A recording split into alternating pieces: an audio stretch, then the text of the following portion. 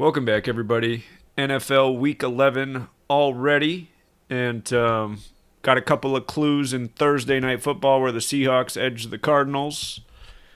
Again, one of those things was that Pete Carroll could get his 107th win, and we know Week 11 has the Gematria of 107, as does Seattle. Seattle's also 107 and 44, just like Week 11, and Week 11 begin in Seattle hosting the Cardinals. The date numerology for Sunday, it's the 327th day of the year, leaving 39 days remaining. The date numerology is 73, 37, 10, 53. I didn't show the math this week. I just wrote out the numbers. I thought maybe that would be cleaner.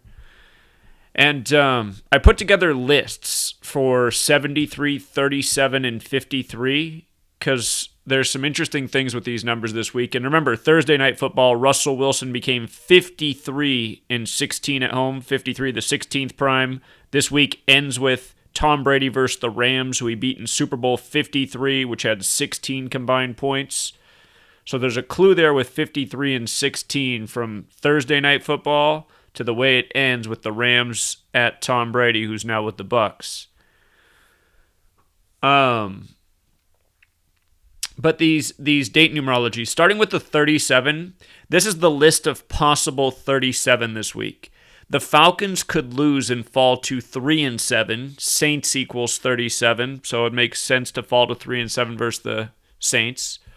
Washington has a chance to improve to 3-7 by defeating the Bengals. Doug Marrone could get his 37th loss by losing to the Steelers. He's the Jaguars coach. The Texans can improve to 3-7 versus the Patriots, and Patriots equals 37. And again, we have 37 date numerology this Sunday. The Broncos could fall to 3-7. They're facing the Dolphins. 37's the 12th prime. The Dolphins coach could also get his 12th win this weekend. The Chargers can improve to 3-7. Of course, they're Los Angeles. Los Angeles equals 37. Joe Flacco, who's in for Sam Darnold, he would stay on 37 away regular season wins if the Chargers won. Again, in Los Angeles 37.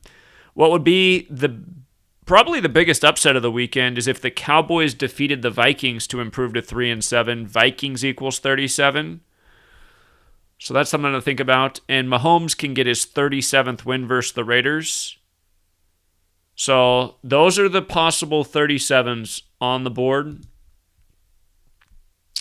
And consider if some of these teams that can get to 3-7 do get to 3-7, next week is week 12. They'd go in with this record of 3-7 into week 12, 37 the 12th prime. And that's kind of like what we talked about last week with a bunch of teams that could possibly go in 6-3 this week. The anniversary of the JFK assassination in 63, November 22nd. Plus, if you write 11 out as a word, it equals 63. So similar thing here with a lot of the 37s. Again, it's doubtful that every single one of these will play, but it's very possible that the vast majority do. And as for the 73 date numerology, the possible 73s include the Browns, who can improve to 7-3 versus the Eagles. Stafford is on 73 wins right now for his career, and he faces Carolina, which is 73, so he could possibly stay there. I'm not crazy about that game. Newton can get his 73rd win versus Houston. That's the one thing that makes the Houston game tricky. There's a lot there for Houston, but Newton does have a chance at his 73rd win on the 73 date. The Dolphins can get to 7-3 versus the Broncos, and the Broncos can fall to 3-7. The Colts and Packers would both be 7-3 if the Colts won, and Packers equals 73, so it's always a good sign when it lines up on both sides. That's just like the other week on the day leaving 53 days left in the year. The Miami and Cardinals game, both teams could be 5-3 with a Miami win, and they did win. Both teams became 5-3 on the day leaving 53 days left in the year. Rivers does come into this game with 73 wins. He comes in on the 73. If he gets the win, both teams will be 7-3. And then the possible 53 list, and we know that the 53 played Thursday Night Football. We know that Monday night is a clear tribute to Super Bowl 53, and Sunday has 53 date numerology. So this is another one of these numbers that can play from beginning of week to middle of week to end of week. So the 53 could make a lot of sense this weekend. Russell Wilson did get his 53rd home win. The Saints can stay on 53 losses versus the Falcons all time, or they can pick up their 53rd regular season loss, so that can play either way in that game. Ryan, what's tricky about that game as well is he can get his 53rd away loss or his 53rd away win. And Doug Marrone, he's on 53 regular season losses right now. Those include more than just his years with the Jaguars.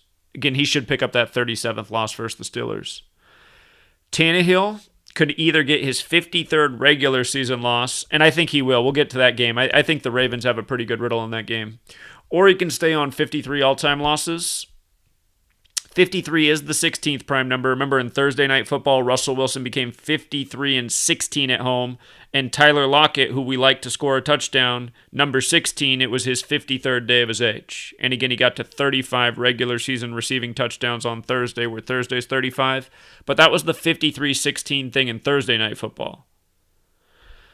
So Deshaun Watson, he could get his 16th home win versus the Patriots, and Patriots also equals 53, the 16th prime. So that's another thing going for Houston.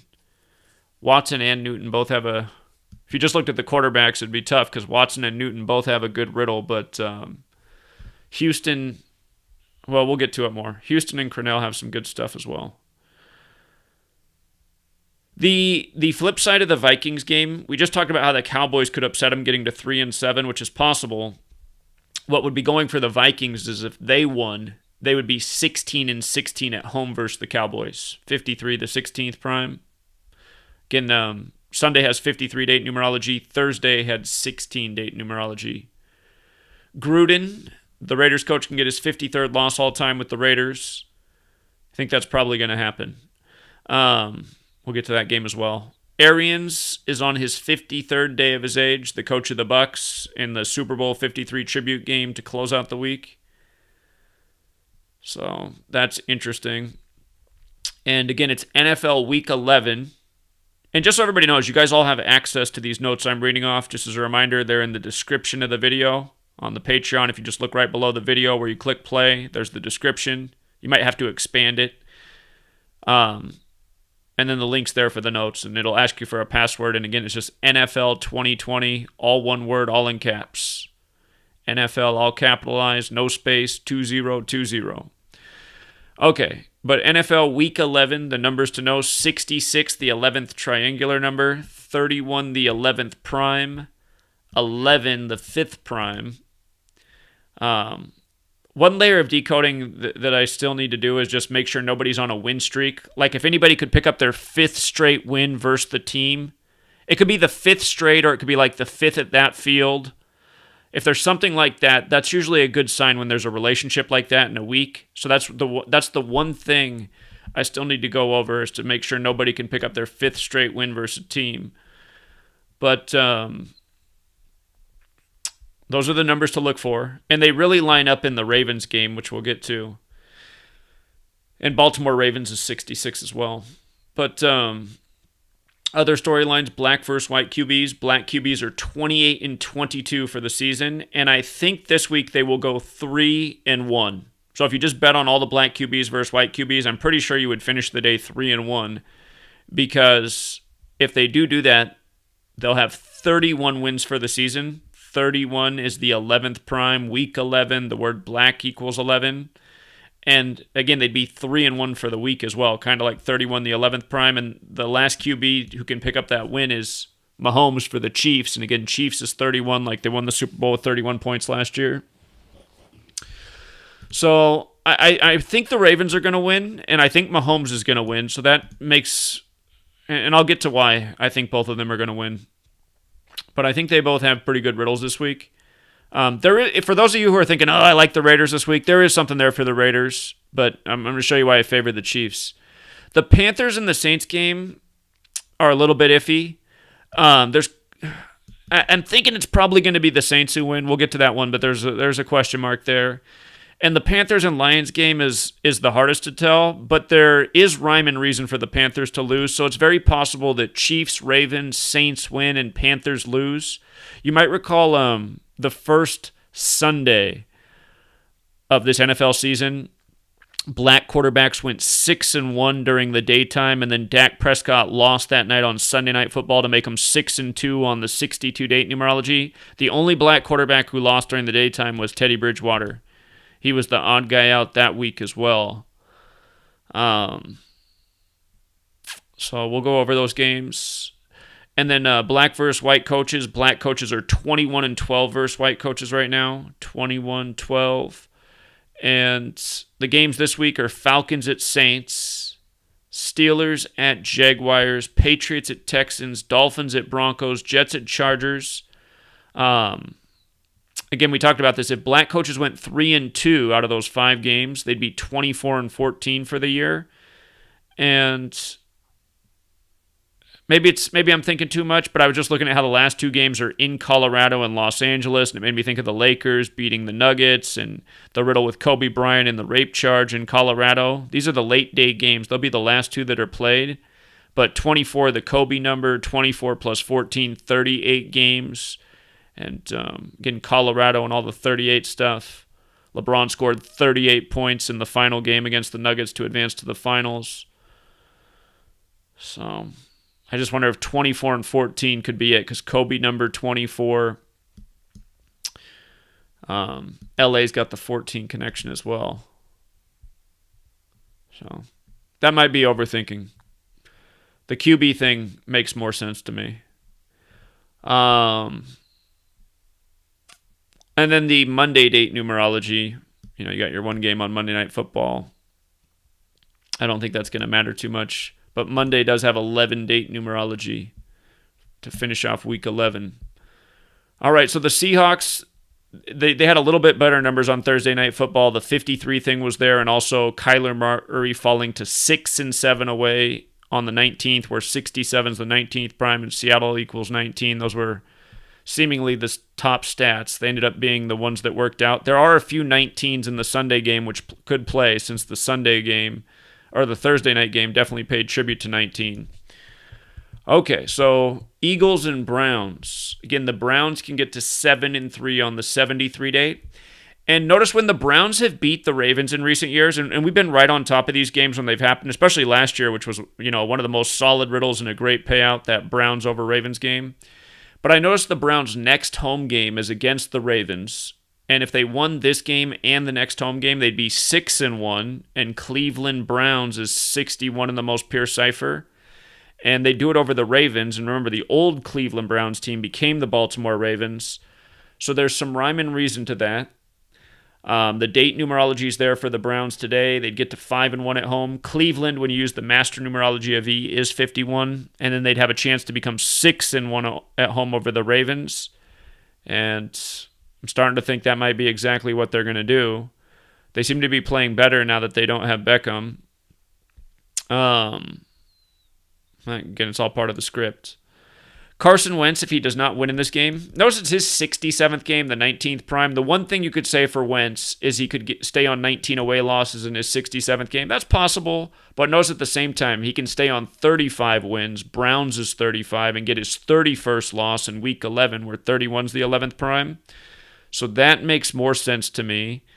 And for Mayfield, he can get that 19th win as well. He can pick up the 19. He'd become 13-7 at home, like 137, the 33rd prime, Cleveland 33. And I notice it's his 223rd day of his age, the 48th prime. Cleveland's also 48. And I noticed also that the coach of the Browns, their new coach, Kevin Stefanski, his name has that gematria of 165 like Cleveland. If he went 10-2 in his next 12 regular season games, he'd be 16-5. It's possible. Seems like a lot to ask from the Browns, but I just wonder, since he has that connection. The one other thing I could say for the Eagles in this game is the game's 199 days after Peterson's birthday, the 46th prime, and he can get his 46th all-time win. So that's one other thing that the Eagles have going. But I'm looking at I'm just looking at the 7-3 on the 73 date numerology and how it sets up that possible 6-1 riddle if they beat the Ravens. Seems like every time they beat the Ravens, they pay tribute to the gematria of Cleveland Browns. So that definitely stands out. And again, I think the 31s will be good numbers this weekend. 31, the 11th prime in week 11. And yeah. Yeah, those are the main things. So it's not a one-way street, but I like Cleveland getting past the Eagles to set up the 6-1 possibility against the Ravens. So the Falcons can fall to 3-7 on the 37 date. The Saints could also fall to 7-3 on the 73 date.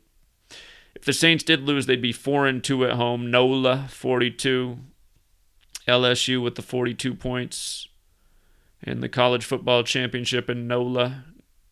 So you can make an argument for the date numerology either way. Keep in mind, though, if the Saints win, they are 8-2, and Saints equals 82. And the week did begin on the 19th. Here, I'll just add this. Week began on 19th. Saints equals 19, 8th prime. So they can get their 8th win. But if they win, they're 8-2, Saints 82. If the Falcons lose, they're 3-7, 37 date numerology. Saints is 19 in the most pure cipher, but if you use the rule with S, it becomes 37. So the Saints Gematria would fall into both team records if the Saints won to become 8-2. My most worrisome thing about the Saints is right here. It's the 103rd game all-time between these teams, which is the 27th prime. And if they lost, they'd get their 27th loss at home. So that's the most concerning thing to me. And then again, the 53 could play either way for Ryan. He can get the 53rd away win or loss. And for Jameis Winston, right now, he's filling in for Drew Brees this week. Drew Brees supposedly injured. But Winston, he's on 15 home wins right now. He's playing Atlanta, which equals 15. I guess something I didn't... Hold on. I'm going to have to add this to the list.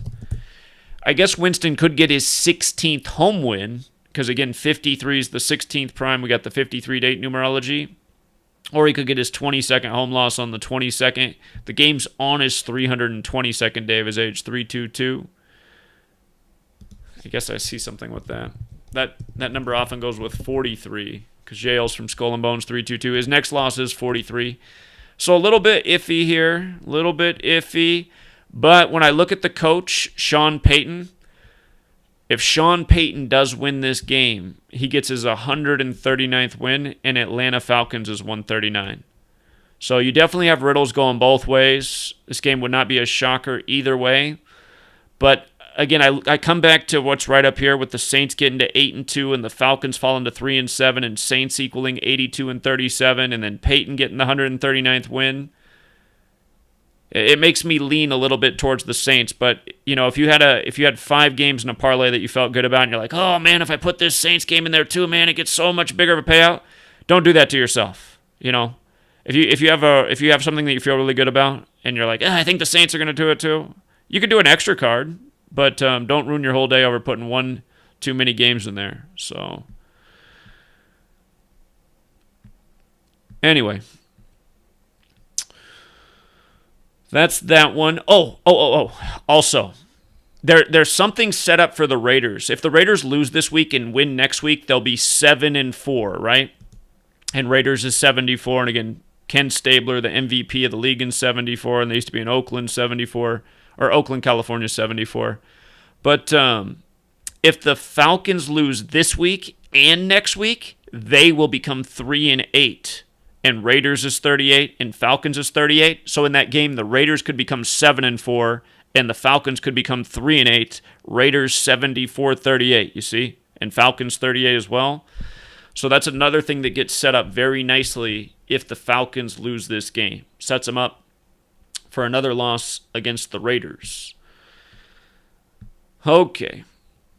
Bengals and Washington. I'm not real crazy about this game. On the surface, if Washington lost, they'd be 2-4 at home. Bengals is 24. Bengals does have the S. Bengals does have the S, so it is also 33. So really, you could make an argument either way there. If Bengals lost, they'd be 2-7-1. like 271, the 58th prime. Washington's 58 if you use the rule with S. So being 2-7-1 in Washington, there's some rhyme and reason to that. It is week 11, the 5th prime. The Bengals could get their 5th away loss in week 11. And Washington could improve to 3-7 on the 37-date numerology. This is the 11th game between these teams. And notice Washington trails 4-5-1 to the Bengals. So if they won, they'd be 5-5-1 in week 11. Again, 11, the 5th prime. So that's another encouraging stat for Washington. Yeah.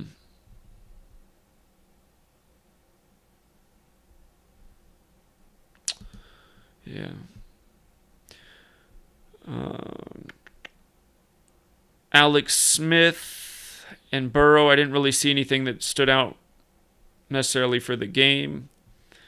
The biggest concern for Washington is that Ron Rivera can get his 75th loss and Cincinnati Bengals is 75. So that's a little bit tricky. But then again, if Rivera won, he'd be 3-7 on the 37 date, and he comes over from Carolina, coaching the 37 team before.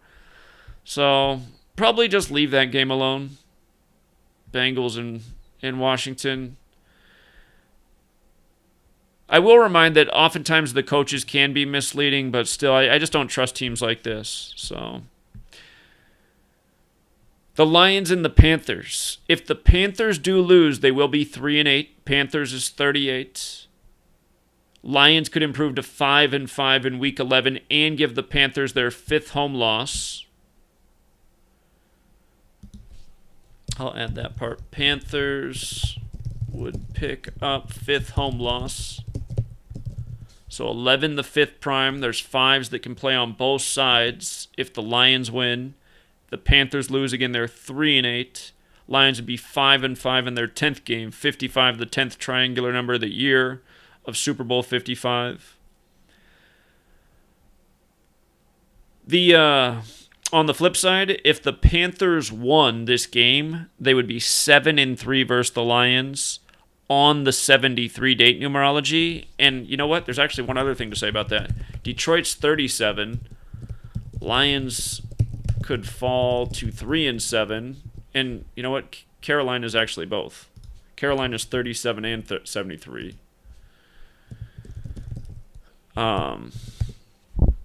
So when you look at the team head-to-head, I mean, that favors the Panthers. The 7-3, 3-7 thing. And a lot of times it seems like it does come down to that stat, doesn't it? It was that way with the Lions game just the other week with the Falcons. So I might have forgotten this 73-37 from my list as well. I might have to go plug that back in. But it makes that a little bit tough because when you just look right here at the stats, it looks good for the Lions for week 11. But then, man, if that 73-37 plays all over, that's the thing that would slide in the Panthers' favor. And Stafford would end up staying on 73 wins as well in Carolina. So the game's 12 days after Bridgewater's birthday. Carolina 37, the 12th prime. But yeah, I'd be careful with that one too. Okay. Steelers at the Jaguars. If the Steelers win, again, they're 5-0 away, 550. Steelers equals 50. Pittsburgh 50. The Jaguars could fall to 1-9. The season began, or not the season, but the week began on the 19th. They'd be 1-4 at home. Jacksonville 43, the 14th prime. The other thing is 77 and 66 seem to always play with the Jaguars. If they lose this game, they will become 7-7 at home versus the Steelers. Jaguars 77, so that also makes sense. And Ben can stay on 43 away losses. Jacksonville 43. The game's on his 266th day of his age. Jesus Hominum Salvatore 266. Starting the year 10-0.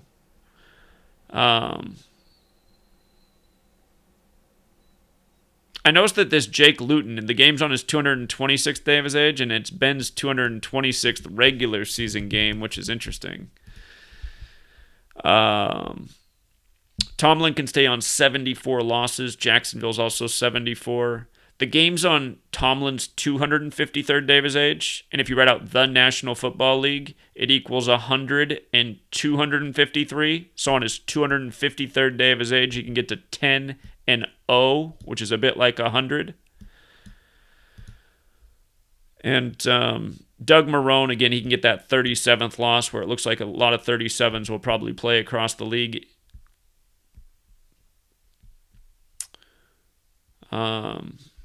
The Titans at the Ravens. So, I'm going to skip this surface level thing because that can really go either way. What looks good for the Ravens here is if they win, they will be 6-6 at home versus the Titans. They're 5-6 at home right now. They'd be 6-6. I just want to count it up one more time because I'm pretty much basing all my stats on this, but hold on. Okay, 1, 2, 3, 4, 5, 6. Yeah, so 6 losses all time at home, and 1, 2, 3, 4, 5. Yeah, they are 5-6 at home. Okay, so they can get to 6-6 at home. Again, it's week 11. 66 is the 11th triangular number. I guess I should have wrote that out here. So you have that 66 thing. Just like last Sunday was a 66 date numerology and home teams got 11 wins on Sunday. But they were 11-1 on Sunday. But the Ravens can make it 6-6 at home. Baltimore Ravens 66 in week 11. And then what makes this all the more interesting is from the last time they played in the postseason, where the Titans beat the Ravens. That game was January 11th, 317 days before this game. That's the 66th prime number. So I'm like, wow, look at that. How does that not spell 6-6 at home? I guess I did have the triangular number thing there.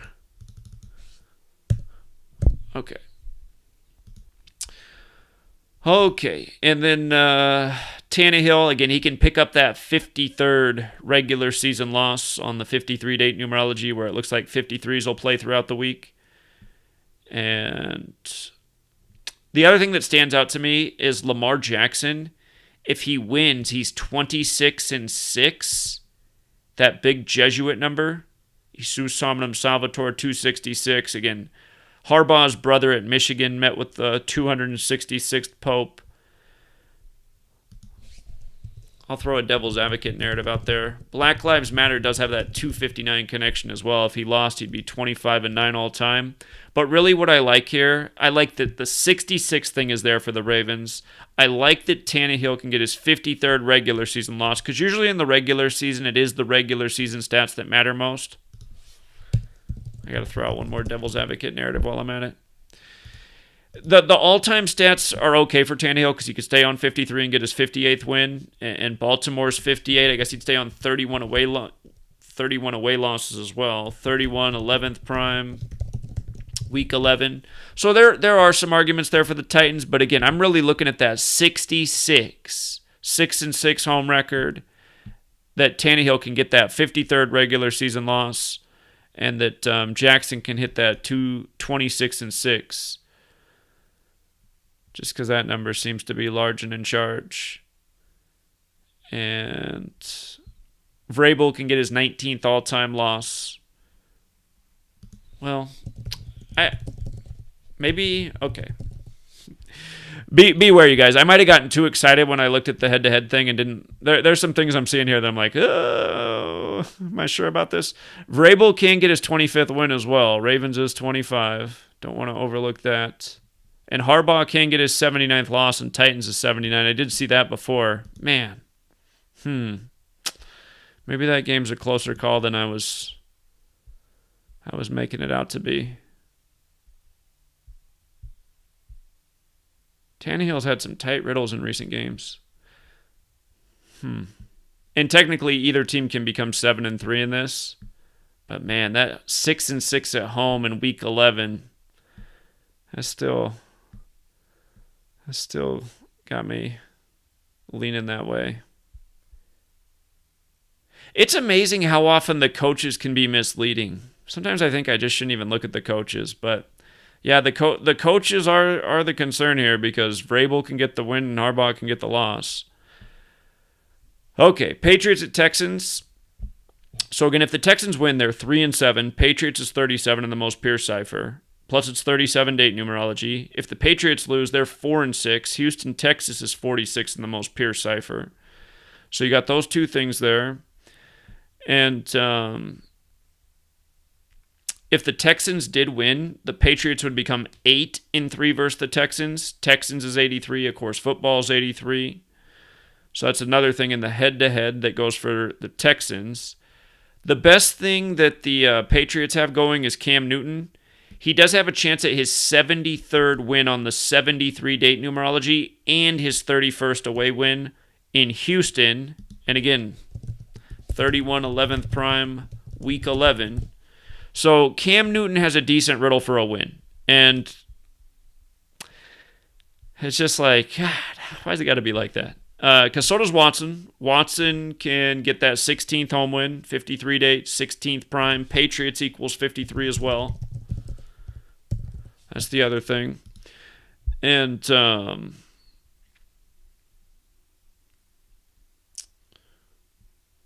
me see. Crennel, the coach of Houston, he can also get his 31st win in week 11. 31 the 11th prime. Started coaching Houston during the season. So the head-to-head, what's on the surface looks better for the Texans. In the head-to-head, what looks better for the Texans, Cam Newton does have a good riddle to win. That's the one problem here. His 73-31 is something you have to pay mind to. But Watson can also make sense with the win, and Crennel has a decent riddle to win. So there's quite a few things that line up for the Texans here. It's really just Cam Newton that's the concern. So what else did I write? I did point out that if the Texans lost this game and their next home game, they would fall to 1-5 at home versus the Colts, which is possible. Colts is 15, but it does also have the 24 in it as well. So they could split and become 2-4 versus the Colts. Or there's a chance they could win that game, but that's just one thing to look out for too. Okay, so Tua's perfect. He's 3-0, and he comes from Alabama. Alabama's the land of 31-13. So I'm thinking, okay, if he lost, he would be 3-1. Denver's also 31. But on the surface, Dolphins can get to 7-3 on the 73 date. Broncos can fall to 3-7 on the 37 date. They'd fall to 1-4 at home as well. 43 the 14th prime. Dolphins 43, Colorado 43, football 43. So that's there. But also on the surface, if the Dolphins lose, they're 6-4, and Denver Broncos is 64 in the most pure cipher, and they'd be 3-2 away, and Denver's 32, and Broncos is 32 in the most pure cipher. So if Tua does lose, again, he would become 3-1. Denver is 31. 31's the 11th prime. Week 11, again, Alabama 31. This game's also on his 266th day of his age. And he's facing Locke. Now, Locke's tricky because if he loses, he's 4-3 at home, and Dolphins is 43, so is Colorado. He'd also become 6-7, a bit like 67, the 19th prime. The week began on the 19th. The game's on his 13th day of his age, facing Tua, who's already had a lot of 13 stuff going on. And Flores, the coach of the Dolphins, if he does win, he will get his 12th win, 37 the 12th prime. Fangio could also get his 16th loss. I guess I forgot to write this. He could get his 16th loss, 53 date numerology, the 16th prime. So, definitely not an easy call. I mean, you can make an argument either way on the surface. And again, if Tua did get his first loss and became 3-1, it wouldn't be the first time we saw a college quarterback, paying tribute, or an NFL quarterback paying tribute to their college. So, I think that one's a little bit tricky this week. And if the Dolphins did go on a little losing streak here, if they lost this game and the next game away, which is at the New York Jets. They would be 3-3 away. We know about New York in 33. The Broncos host the Saints next. Saints is 37. If they lost, they'd be 3-7 to face the Saints. But if they won, they'd be 4-6, that Catholic number, just like how the Niners fell to 4-6 versus the Saints on the day, leaving 46 days left in the year. So it's a little bit tricky too. But if the Broncos did lose, it would set up that possibility of them becoming 3-8. And I do believe their next game is in Colorado. Let me double check if they got 2 home games in a row. Yeah, they host the Saints next. So, and we know about Colorado in 38. If the Broncos lose 2 in a row, they're 3-8. Colorado 38, the 38th state in order of statehood. Okay. The Jets and the Chargers. Again, if Los Angeles wins, Los Angeles 37. They're 3-7 at home on the 37 date numerology. The Jets' riddle would be to become 1-9 since the week began on the 19th. If the Chargers do win at home, though, they're 2-3 at home, 23 the 9th prime, Jets 9. And they'd also get their 23rd win versus the Jets all time. And let's see. The one thing I wish Sam Darnold was in, because if Sam Darnold was in, he could lose and fall to 11-22 on the date 11-22. But they put Flacco in there, and he does have a chance at his 109th win. Los Angeles is 109, so that makes that a little bit tricky. Then again, in the regular season, if he loses, he stays on 37 away wins.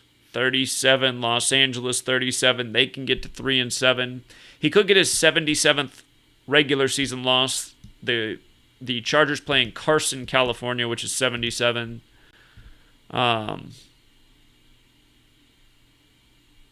If Herbert wins, he would be 2-7. Jets is 27. Remember last game, Monday Night Football for the Jets. Flacco clearly threw the intentional interception at number 27, and they came back and tied the game at 27-27. The one upset narrative for the Jets would be a big payout if they won. Their best upset narrative is through Adam Gase. If he won, he would get his 31st win in Week 11, 31 the 11th prime. And on the flip side, if he lost, he'd get his 19th loss with the Jets in the week that began on the 19th. But the one trick here is Anthony Lynn. Notice he's on 30 regular season losses. And with the Chargers, he's on 30 all-time losses, so he could get his 31st loss, whereas Gase could get the 31st win. Based on that, with the group of games that you do like this weekend, I would put in one of these small cards with the Jets upsetting the Chargers, just in case that happens. The 31s on both sides with the coaches, the 11th prime in Week 11, because they're one of the bigger payouts of the week. So if you have 3 solid games in there that come through, and the Jets, who are 8.5-point dogs to the Chargers, win, well, that's where your small bet can become a lot of dollars. So that's why they're worth a small play this week. I suspect the 37 there plays with Los Angeles, but this is the one threat. The 31s on both sides with the coaches. The Packers and Colts, again, I like the Colts to get to 7-3 here, and the Packers to fall to 7-3. Packers equals 73, and then the number that's very consistent with Green Bay is 41. If the Colts win, they're 4-1 at home by defeating Green Bay, plus 7-3 both teams. So that makes a lot of sense.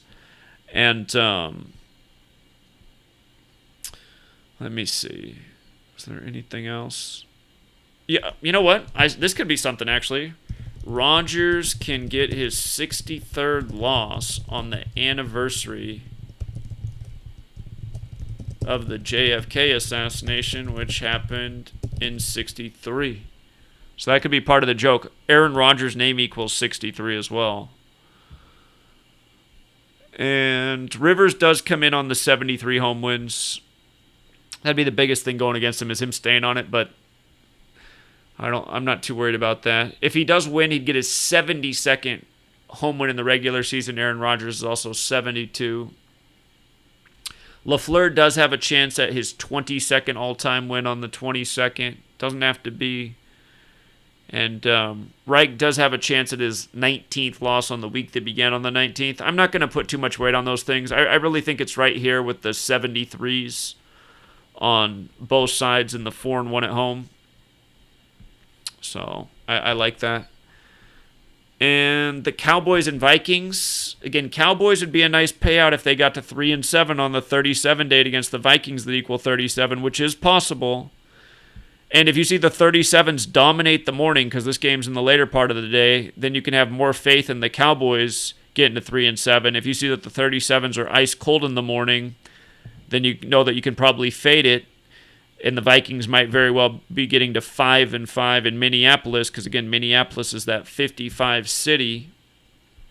But notice if the Cowboys did get to 3-7, the other thing that would happen is they would become 1-4 away, and the Vikings would become 1-4 at home. Dallas Cowboys 43, the 14th prime. And the Vikings, they can get to 16-16, again 53, the 16th prime, or they could become 7-11 at home in Week 11, getting that 11th home loss in Week 11.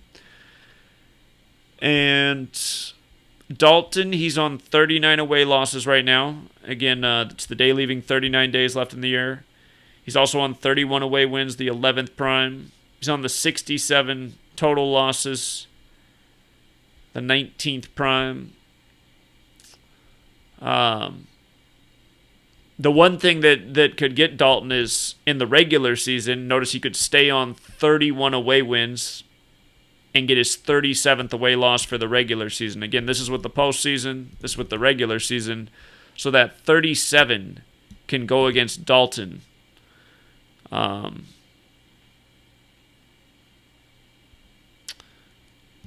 His record really would be perfect, that regular season record, 31-37 after Week 11 in the Vikings. So, a little bit tricky because the 37 can go either way. Let's see. This is Cousins' 98th regular season game, and he can get his 49th win. And we know Dallas... Yeah, that's probably what it's going to be. We know Dallas and 49 come together a lot, too. Again, it's always fun to take a dog because the Cowboys have the big value. But it is hard to overlook Dalton getting his 37th regular season loss against the Vikings and Cousins getting his 49th win over Dallas. Again, 49 is one of those good numbers with Dallas. So,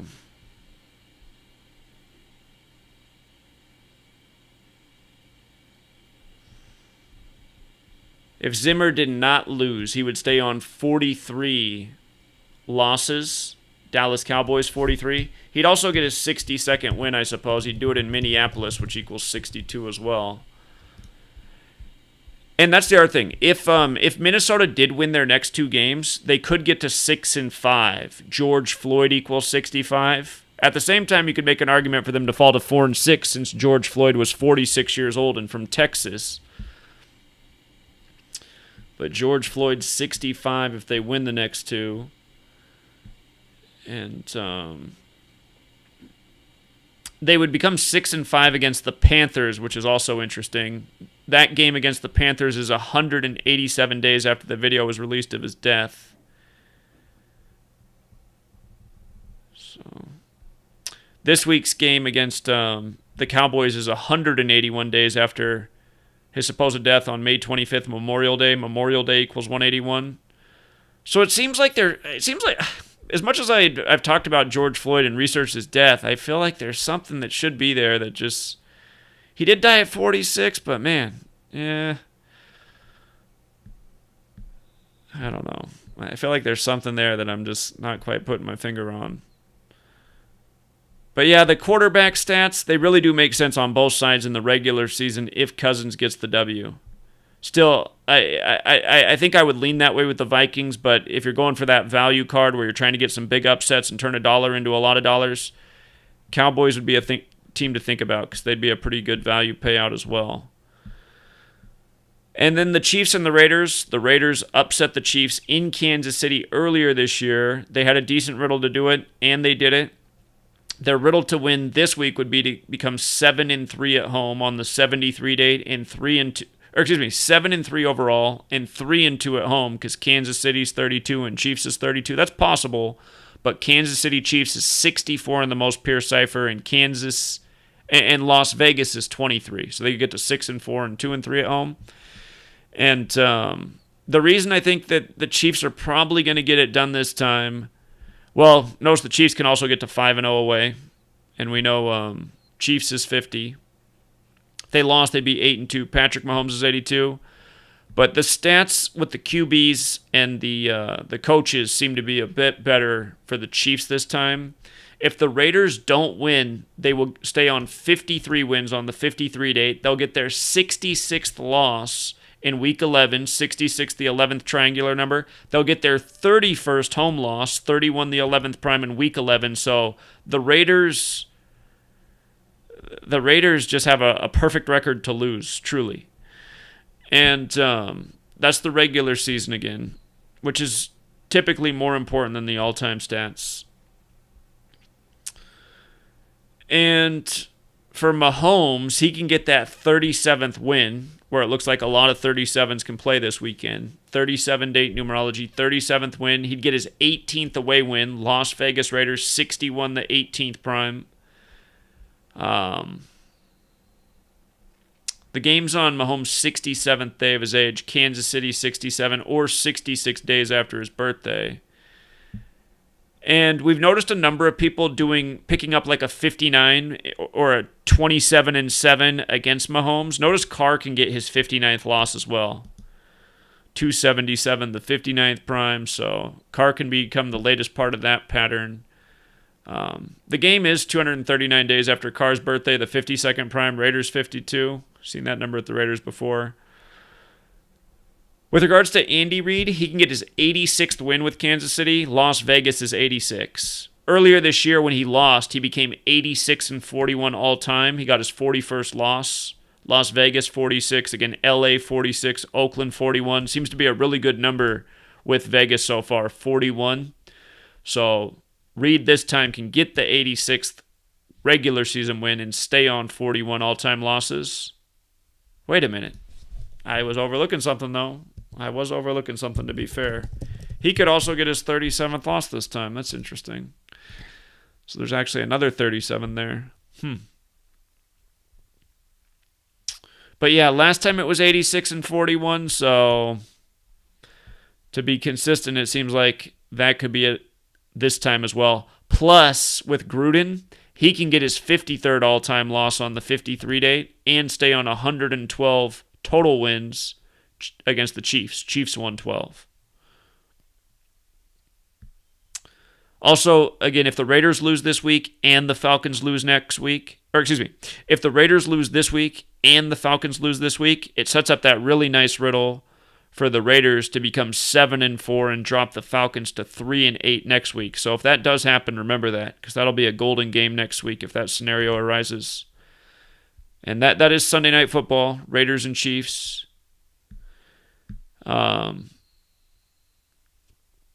39 could be a big number in this game on SNF. 39 could be a big number in this because SNF loves 39, and this is the day leaving 39 days left in the year. So,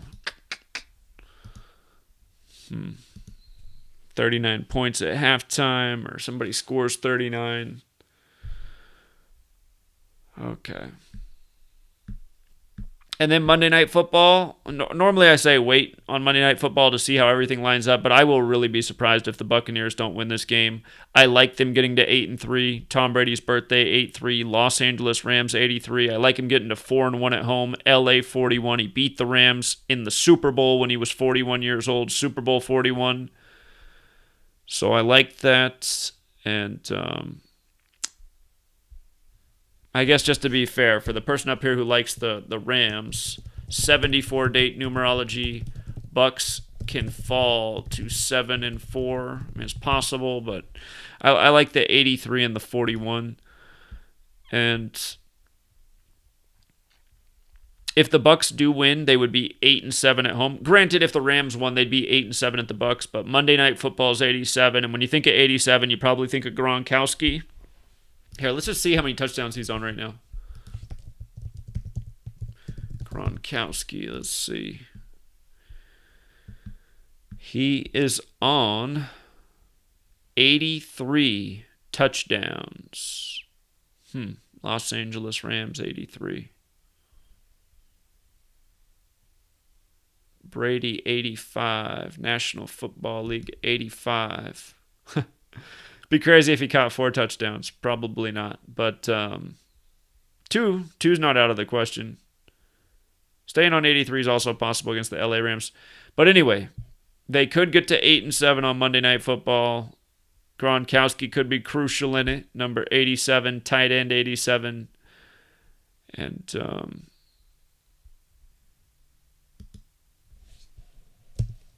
I guess just to throw out one more devil's advocate narrative, Tampa Bay is 79. I suppose if their all-time losses, if they lost, they'd be 7-9 at home. But again, the regular season stats are normally better.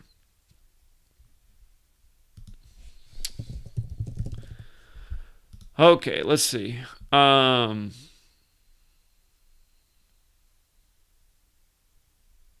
If Goff lost, he would get his 14th away loss in Florida against 43-year-old Brady. Florida 43, the 14th prime. Let's see. The game's on Goff's 41st day of his age. How he played Brady in the Super Bowl. And Brady's next win is 257, which is the 55th prime. Los Angeles with the rule with the S is 55. And game's 112 days after Brady's birthday, a Super Bowl number. Makes me think he's getting to 4-1 at home. History repeats. If McVay lost, he'd get that 19th loss. The week began on the 19th. And again, Arians, the game's on his 53rd day of his age. So there's a couple things there that could go the Rams' way, but I really like the 8-3 and 4-1. Los Angeles Rams 83, LA 41. And a lot of the surface level stuff could be where it's at this week. Just the way all the 37s and 73s fall. And again, these teams that can get to 3-7 going into next week, because next week's week 12 and 37 is the 12th prime. So I'm going to have to go back and plug in a couple more things to the list up at the top, because we did catch a few more, so I'll go back and add those. But let me open up the phone line. If you guys have burning observations, something I'm missing, something everybody needs to know, we'll take those calls. And just opening up the line right now. And there it is. The line is open. So if you want to call in, it's that number on the screen, 509-560-4982. And I will check in with the chat.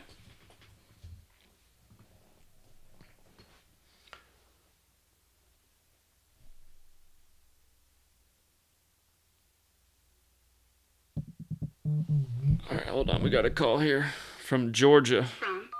What's up, Georgia? All right, so I got 2 games to talk about. So I'm gonna start with the Ravens and the Titans game.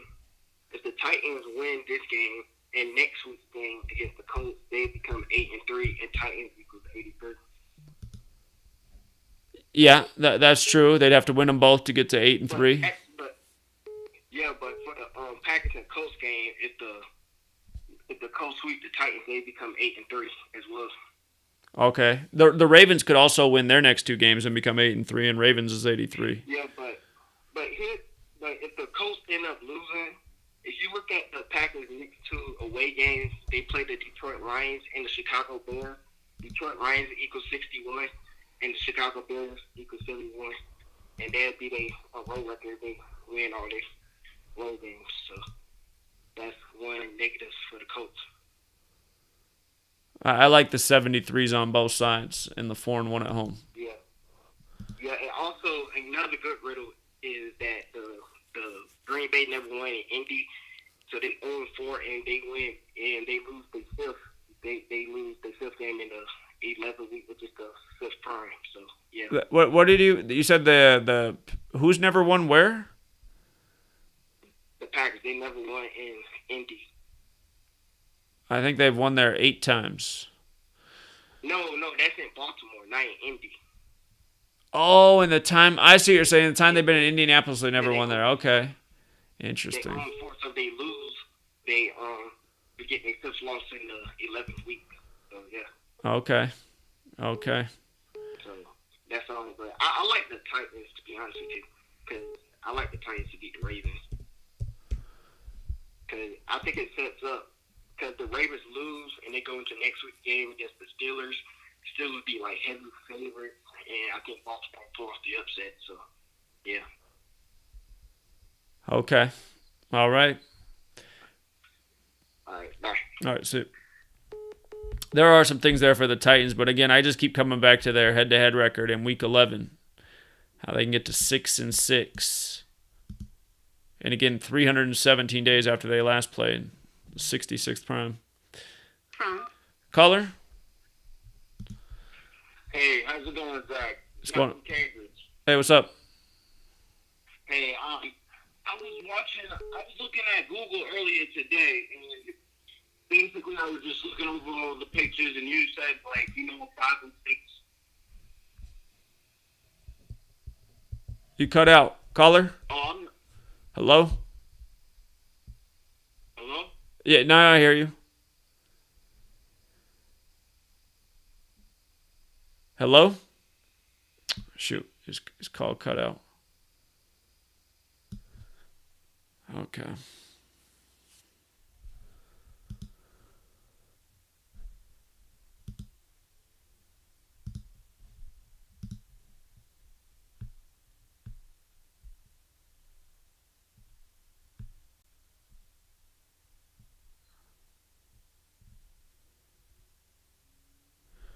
Okay, well, let me check in with the chat here real quick.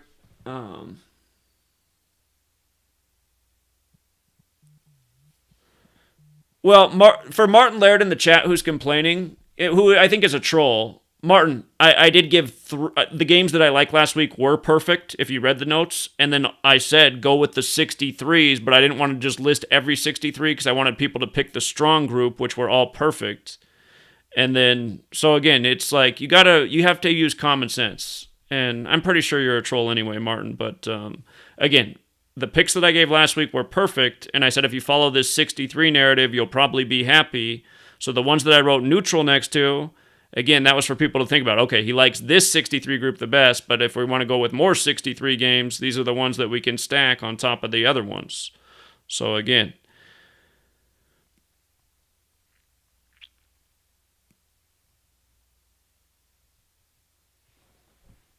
notice plenty of people are winning, Martin. For those of you guys who don't win, look in the mirror. Don't get mad at me. So.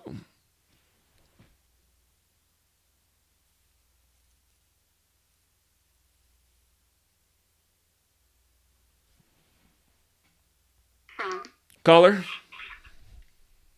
what's going on, man? It's tough. Hey, what's up? Yo, not much, man. So, for the Patriots and Texans game, I think Hoyer might be coming in the game. So if Belichick is on 144 losses total, and it's also a span of 144 days away from his birthday to that game, and him and Crennel combined coaching for the Browns, they coached 144 games, excluding the playoffs. And Hoyer has 10,404 career passing yards. He's coming to this game. And another reason why I think he's coming in is because the last time Crennel and Belichick coached head-to-head was in 2007. And at that time, they were combined age, they were 130 years. And the only game that Cam didn't play this year was against the Chiefs. and Hoyer played that game, and he threw for 130 yards, and it's a bunch of numbers that lines up with him. And that same, another game that Cornell coached in, but he wasn't the head coach against Belichick. He was the defensive coordinator for the Kansas City Chiefs, and it was November 21st of 2011, and the combined score was 37 points. It was 34-3. It was a combined score of 37 points, and the Texans can become 3-7, and then it was something about that game. That same week, Cam played, and I think that was his first year in the league, and the Panthers became 2-8. So they kind of goes against it, I guess, because it's like Cam, like in the game, became 2-8. So in this game, like the Texans could become 2-8, I guess. It's like a play on that. And also the Detroit Lions were 7-3, and I think Cornell is the oldest coach in NFL history at age 73, and that's like another play on like the Tom Brady thing. But like, yeah, he's the oldest coach in the league and in the NFL history at age 73, and it's on the 157th day of his age, which is the 37th time, and the Texans could become 3-7.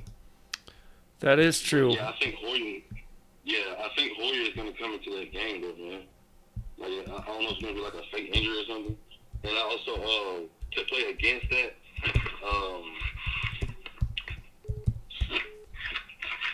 the Patriots,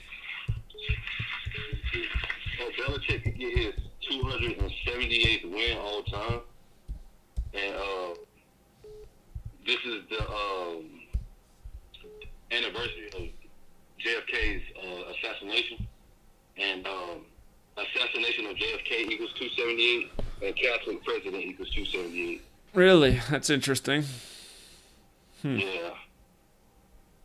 And they had an article about Belichick and Cornell, how like, they were like old friends, and how they used to play racquetball. Racquetball equals 112. Patriots could become 11-2 all time against the Texans, like 112. And then racquetball equals 68 as well. And Belichick is at age 68. And Brian Axel Edward Hoyer equals 112. Or Axel Edward Brian Hoyer equals 112. You said Houston equals 112, didn't you?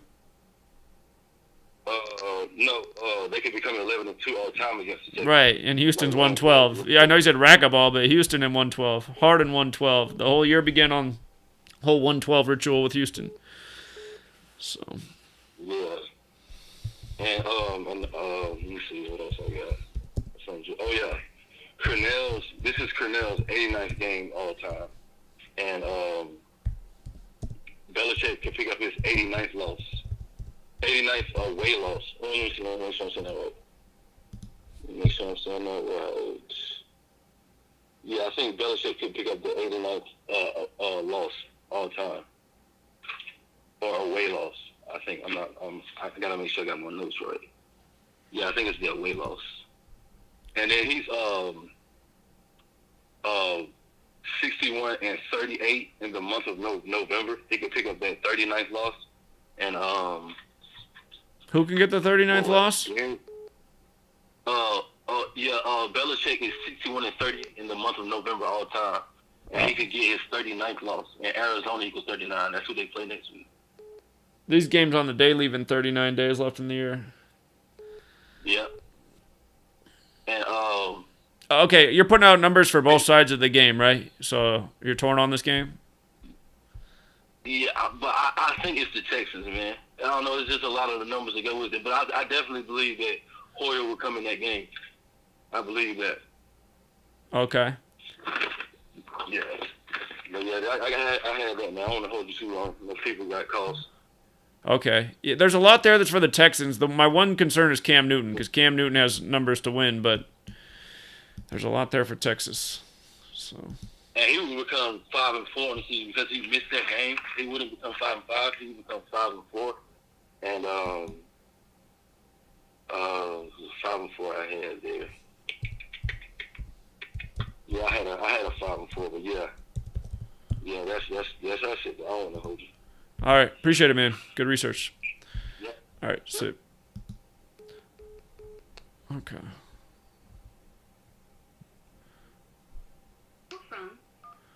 Caller? Hey, how are you? Hey. Just a long-time listener. I'm from Canada. Loving what you're doing. Getting a lot of flack from people in my pools, but just something to add to the Patriots and Texans game.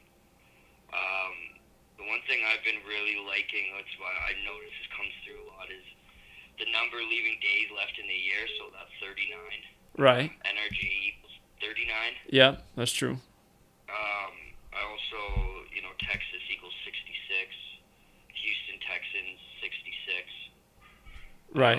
NRG, if you put NRG Stadium 63. So I know people are a little torn, but I kind of favoring Houston there. And my upset of the week, I don't know. I think the Jets, for some reason, like New York equals 39. That's true. That's true. They could get. That's a good point. They can come through, and you're staying with that 19 ritual too, right? They can become 1 and 9. Well, the big clue there that the Jets could upset, the 1 and 9's the thing, but so is the fact that the 31 could go 4 against both coaches, 31 the 11th prime if the Jets win. The Jets coach would get his 31st win, and the Chargers coach would get his 31st loss. So it's possible. Yeah, no, for sure. But loving everything you're doing, man. Like, all the haters and trolls, like, just do your own research, you know what I mean? You've already, like, enough of proven if people are smart enough, man. Like, I've been winning tickets and helping my dad. My dad now just gives me his sheets and he says, do the picks, and he's winning his pools. So Nice. Keep it up, man. Something, but yeah, man. So I just wanted to share the love, and thanks for taking the call. Yeah, welcome. You have a good night. Yeah, you too. See you. Call from. Caller? Hey, it's Jeff from Cambridge. Sorry about that I lost you. I was referring to the Dallas Cowboys. It was just a picture of one of their players, number 56. I'm not a fan of it, so I'm not a fan of football, so I'm leaning towards the Cowboys on that one because I see Minnesota falling to 4 and 6. And also on the Texans game, I see the Texans winning because it was what was that rapper that died out there? MO3. Oh, right. Yeah, so I think that might have something to do with this upcoming week. So you think that's going to be... I'm just starting to dabble in the Gematria, as you know, but I appreciate everything you do. And I was going to tell you, look into J.H.E. Ruger. I know this has nothing to do with football, but he's a rapper out of Chicago. He's FBG Duck's cousin. And him and Duck have a song that's like the remix of one of King Von's songs. So I see him and Mimo 600 on the chopping block next. Have a good night, man. All right, appreciate it. You take care. Call from. Caller? Hey, what's going on, Zach? How you doing, man? Hey, is this Martin? Hey. Huh? No, this is OC. Oh, all right. Yeah, what's up, man? No, same voice. Nah, first things first. So you probably seen it, but Taysom Hill's starting for the Saints. Oh, not Winston? Yeah, not Winston. So definitely Taysom Hill. And I know you're probably gonna be looking him up. So while you're doing that, yeah, his birthday's the same day as Kobe Bryant. He went to BYU. He's number 41, isn't he? Does he work? No, never mind. That's Kamara. No, hey, you're close. The last name Hill, if I'm not mistaken, is 41. That's what it is. I knew he had some 41 thing. Okay. And that's the 13th prime. It's what did I write down? It's 91 days from his birthday. Okay. And also a span of 9 months and 1 day to his next birthday. Okay. And also, instead of 91 days, it's also 13 weeks as well. Right. So the cool thing is BYU scored 66. That's the 11th triangular number. The Saints could get their 5th home win. So I wanted to write that down. That's the first little tidbit. And then also going with the Browns game, I like the Browns a lot because, let's see, Eagles equals 32. And right. Cleveland can get their 32nd win head-to-head. And they can give Coach Peterson his 32nd loss. So I just saw those 32s. And then also, of course, you wrote down that Mayfield can get to 13-7. Cleveland equals 33. Okay. Right. So once you throw those things down, yeah, I could just throw some more. But yeah, just those two for now. Yeah, if I find anything else good, I'm definitely going to call back. Okay. Appreciate it. Awesome. All right, see you, man. Okay, so you can see that for Hill, the game is tomorrow will be 91 days after his birthday, the 13th triangular, like he was saying. I imagine Winston will play tomorrow. So I'm just going to write backup Winston. All right, so Hill is making his first start. Hill is making first start 91 days after birthday, or a span of 92. I'll see if I can get his career win-losses, because he doesn't have any starts, but he'll have win-losses. I'll get that. Call from. Caller? Hey, Zach. Hey. I want to talk about the couple things I noticed here. The week started out with that. Hold on, just real quick before you go any further. I just want to point out that right now, Hill, the quarterback for the Saints, for his career, he's 36-10, even though none of them are starts. So he could be involved in his 37th career win in this weekend, where there's a lot of 37s out there. So that's for Hill for the Saints. All right, go ahead, man. Yeah, no problem. They were making a big deal about Kirk Cousins being 0-9 and becoming 1-9. And I noticed that there's two teams this week that can become 1-9, and that's the Jags, clearly, and then, of course, the Jets. And Herbert's coming in with 19 touchdowns. So it's possible that he might stay on those 19 touchdowns. He might not even have a touchdown this week. And there's a lot going there for the Jets. But there was also the 55 ritual, and there's also two teams that can become 5-5. And what I'm noticing is there's a lot of numbers revolving around Brady. And I believe it's all building up to a big send-off for Brady. And what's interesting about these two teams becoming 5-5 is they have ties to Brady. You know, Patricia and Belichick. Belichick equals 55. Newton also equals 28, and the Texans can fall to 2-8. But what's interesting about the Detroit game is they can also become 5-5. And Matthew Stafford's birthday is on February 7th. And he was born in Tampa, Florida. So his team can become 5-5, and he was born where the Super Bowl and a date being held. That's his birthday. And these two teams have direct ties to Brady with Matt Patricia and Belichick. And so if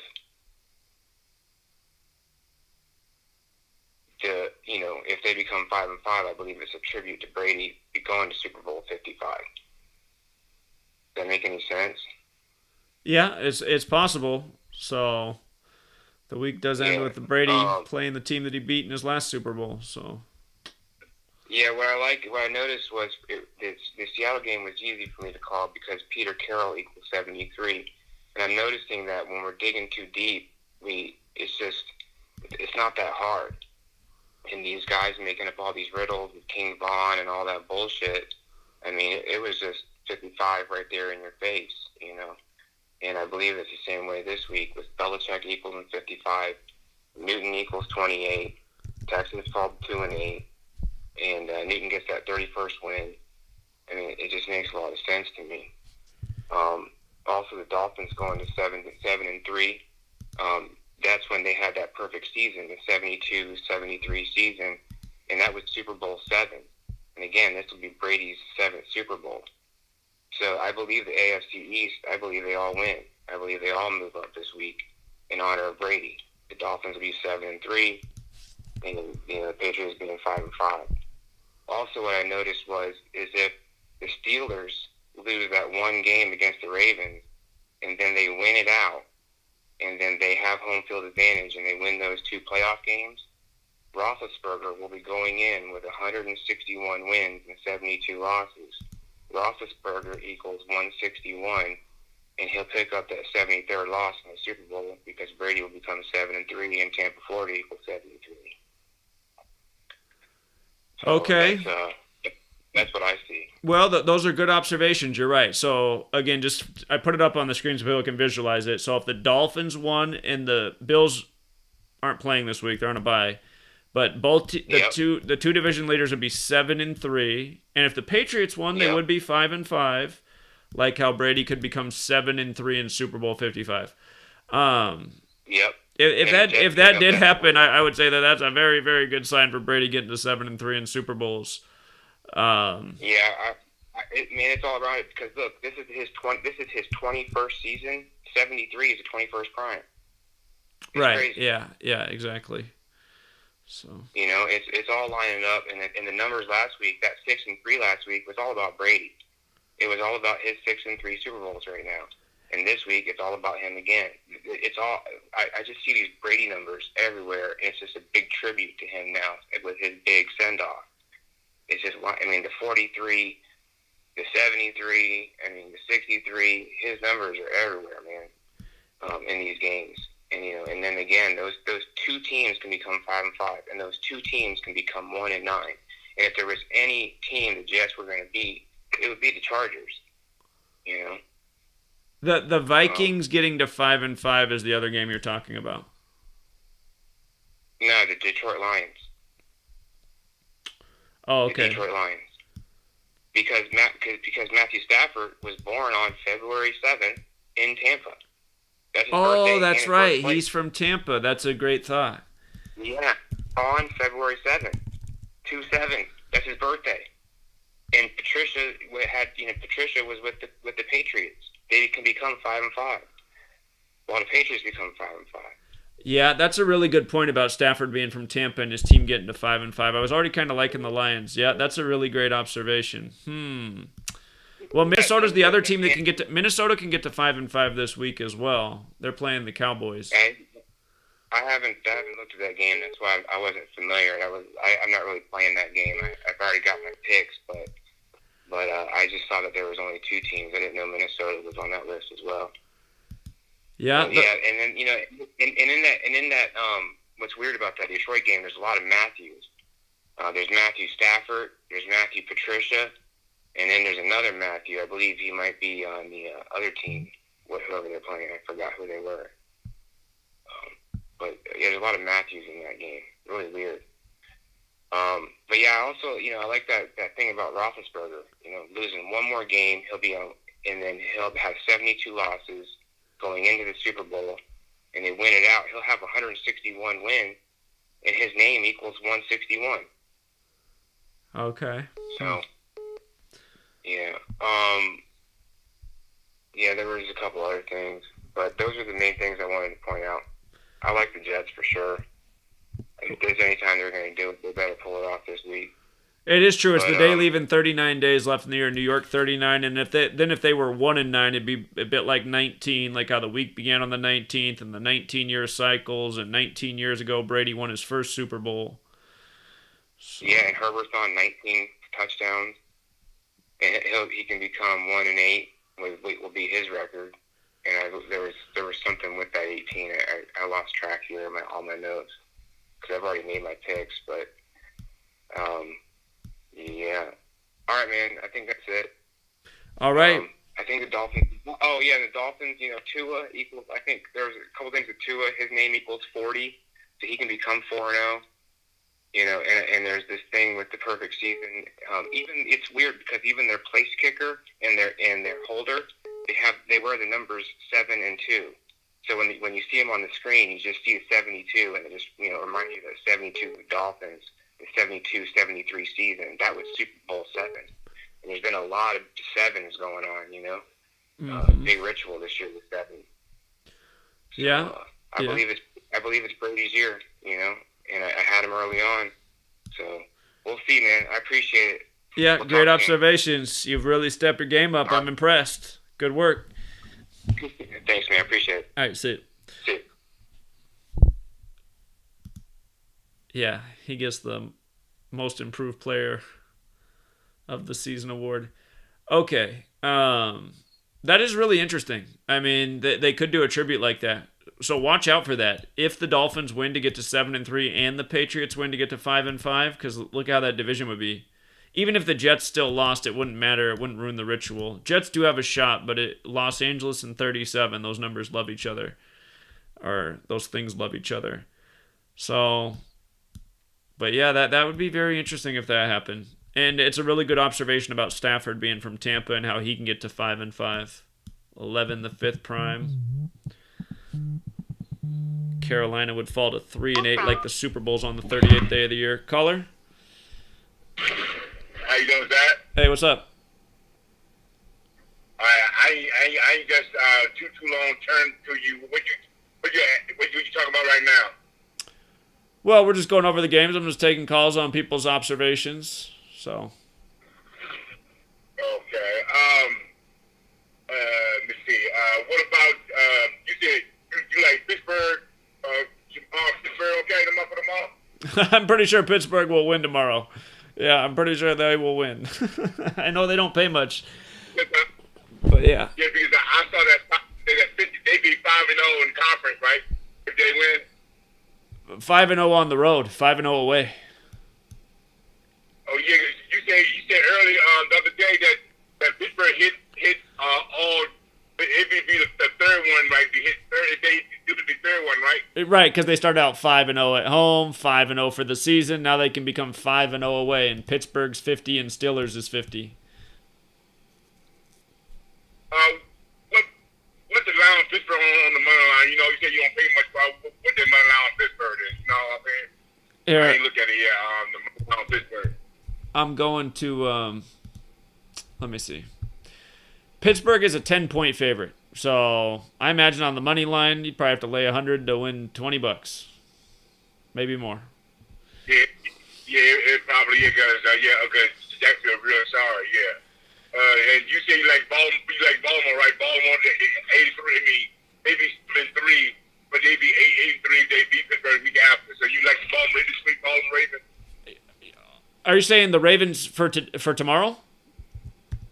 Yeah, you like Baltimore tomorrow, yeah. I favor the Ravens, but that game's tight. I'd be careful with that game. There's some games I like more than that one, but I do favor the Ravens. I like that they can get 6-6 at home. That stat stands out to me. So.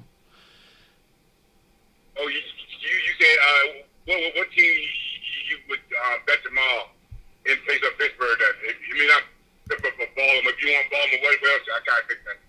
I like the Colts tomorrow because the Colts have value and. They look pretty good to me, the Colts. So. Yeah, you said that the Colts win, they retire. Green Bay dropped to 7-3, and they go up to 7-3, correct? Right, and Packers equals 73, and there's 73 date numerology, and the Colts would also get to 4-1 at home, and Green Bay's 41, and that number seems to always show up with Green Bay. So I think there's some good things there. I got a question for you. For next week, I mean, I know it's we got, but Thanksgiving week with Redskins play the Cowboys. You know, watch the Redskins 26. They win Super Bowl 26. You think it would help the 26 number though, or not really? Oh, you're saying okay? The Redskins won Super Bowl 26, so could they become? Yeah. So what's the 2-6 stat they can hit? I mean, on the 26th. Oh, their next game's on the 26th. They play Thanksgiving? Yeah, Thanksgiving. I wonder will it 26. Sometimes you can go back and look at it. I just thought about it, and I looked it up. They said the Redskins, the Super Bowl 26, they won Super Bowl 26, the Redskins, they Washington. Yeah, I'm going to have to look at that one. I haven't done the homework on that game yet, but I see what you're saying because 26 has been their number in the past, so maybe they could surprise the Cowboys on the 26th on Thanksgiving. I'll have to look at that. I'm not sure right now. Okay, no, I just look it up out there. I look it up for that. Yeah, well, here's something that's interesting. I do see something. Here's something that stands out to me. If the Cowboys lose this week to the Vikings, they'll be 2-8. And if they lost at home to Washington next week, they'd be 2-9, and football equals 29 because we know that they're called the football team this year. So maybe they could beat them. That only happens though if the Cowboys only if the Cowboys lose this week does that scenario get set up. So I still got to do some more homework on it. Okay, hey, I got a question to ask you. You know how you do the calculator thing, you know, different teams and stuff. How do you save it?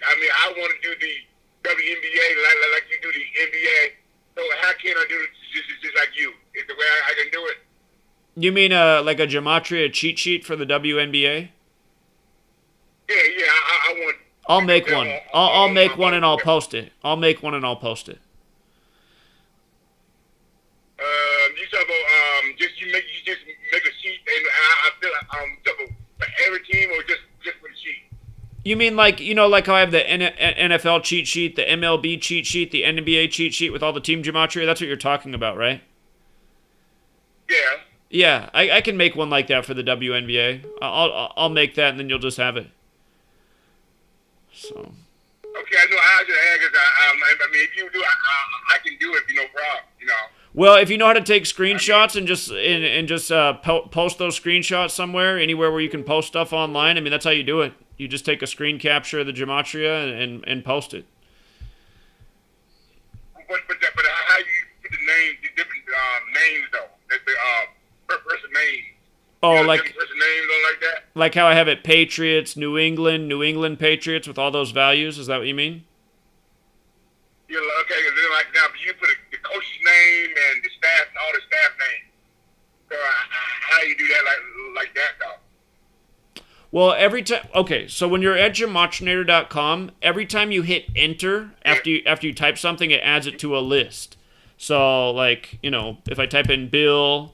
And then I hit enter, and then I type in Sam, and I hit enter, and then I type in, Nick, and I hit enter. If I scroll down the page just a little bit, there's a list of everything that I entered in. And then I can just take a screenshot of that, and then I have it all. Okay, I see you talking about, but my mom, wife can help me, because she major stuff like that. She do stuff like that anyway. She went to college for this stuff, my wife. So Okay. I need to talk to her about that and help me a little more. So thank you you kind of helped me out what you said, too. Thank you very much, Zach. Okay, you're welcome. All right, let me know if you have trouble. All right, take care, man. Okay, no problem. All right, I'll see you. Yeah. Yeah, so that's how the list works. Just every time you hit enter, when you just scroll down that page, it just keeps adding to the list. And try not to do a typo because there's no way to delete it. But yeah, just every time I type in something new and hit enter, it just gets added to the list. Going all day. So, and again, on the thing, you can change ciphers. These are the ciphers I work with, though, the ones that just come up there. Okay, let me check in with the chat.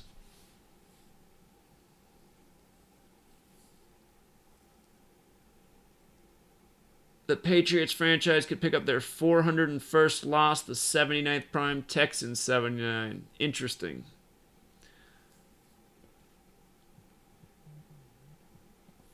Tennessee didn't come through. Man, did they cover? Awesome. Caller? What's going on, Zach? Hey, what's up? So, I think that I like Tua this week. The reason why I like him is because he got his first start in November. And November equals 40, and Denver equals 40. So, I think he's going to go to 4-0 versus Denver. And also, November equals 41. So I think there's a chance that next week that he can get his first loss versus the Jets, and that was the first game he appeared in this year. Like the Dolphins, I guess they was blowing out the Jets or whatever, and then they took Ryan Fitzpatrick out and they put Tua in. So he got his first appearance in the NFL game versus the Jets. So what I'm thinking is that Dolphins win. I don't like Jets this week. I think Jets go to 0-10, and I think there's a possible chance that Jets can go to 1-11 next week versus Tua. He'll get his first loss versus the Jets. Well, if Tua loses this week, he does have the narrative to lose to the Jets because then they could become 3-3 away in New York. No, I like him to win. I like Tua to win this week and go 4-0, and I like him to lose next week to the Jets. And Jets lose this week, and Jets will be 0-10 this week, and then they're going into next week. They can win and be 1-11, and isn't that the New York number? New York 111. Just like Cuomo just got an Emmy for his 111 broadcasts about coronavirus. Yeah, so I like that a lot because I think there's something to it that they just randomly put Tua in that game, like randomly.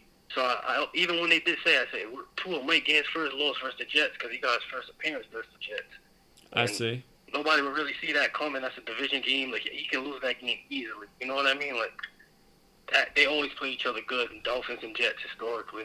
Well, I think, but again, I think the narrative for the Dolphins to lose to the Jets strengthens if they lose this week to become 3-2 away in Denver, because Denver's 32 and Broncos is 32. Because realize if Tua loses, he's 3-1 in Week 11. 31 the 11th prime. He played at Alabama. Alabama's 31.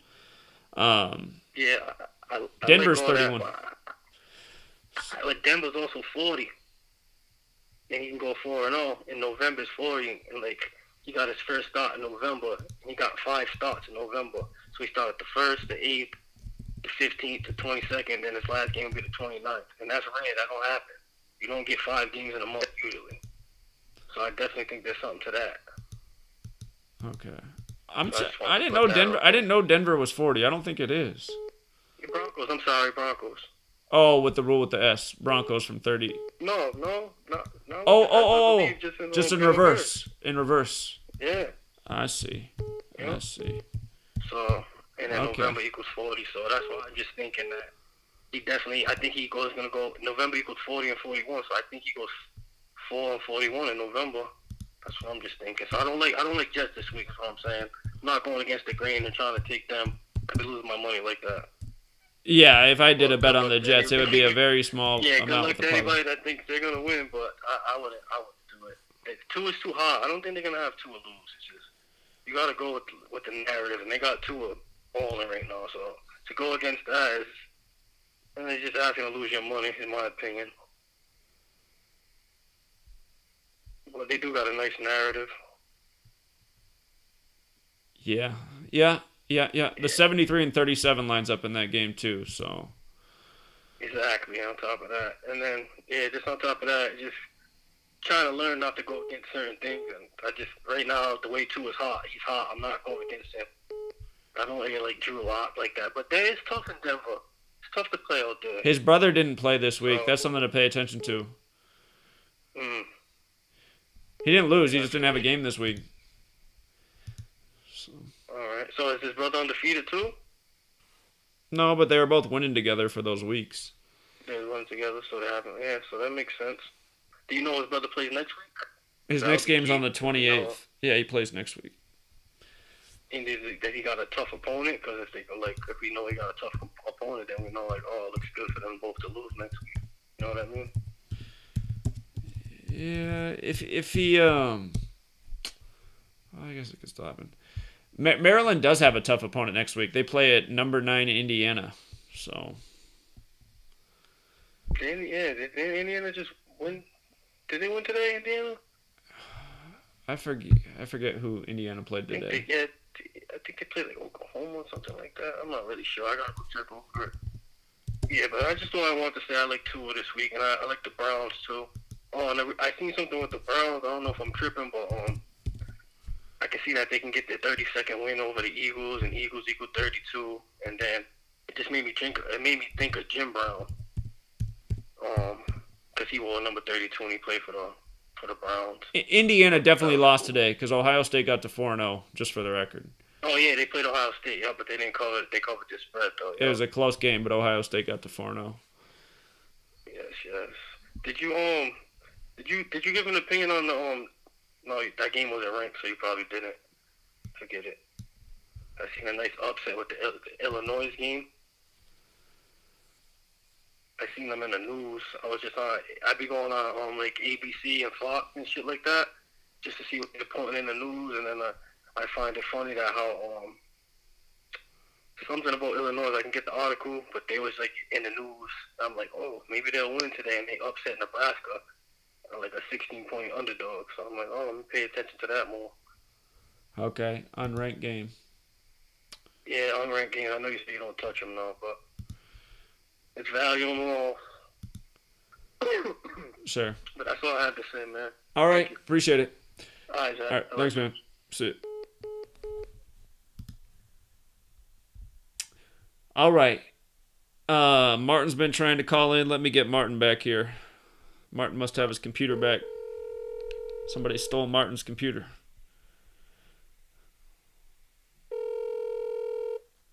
Hello? Is this Martin?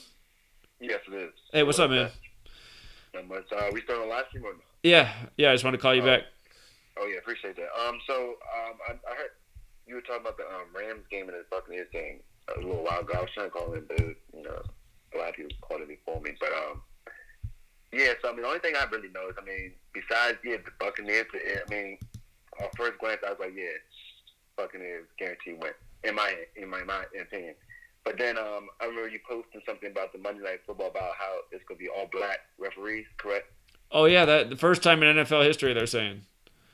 Yeah. So and me, going off the stuff that you taught me in the past, black and 42 go hand in hand. And yes, Black equals 11 as well. It's week 11. And it's funny how they have all black referees on week 11. I thought that was pretty funny too. But black and 42. I thought for the fact that Jared Goff can get his 42nd all-time win, with the all black referees. It was of course everybody would have been on the black quarterback if there's a black quarterback or the black coach in this game.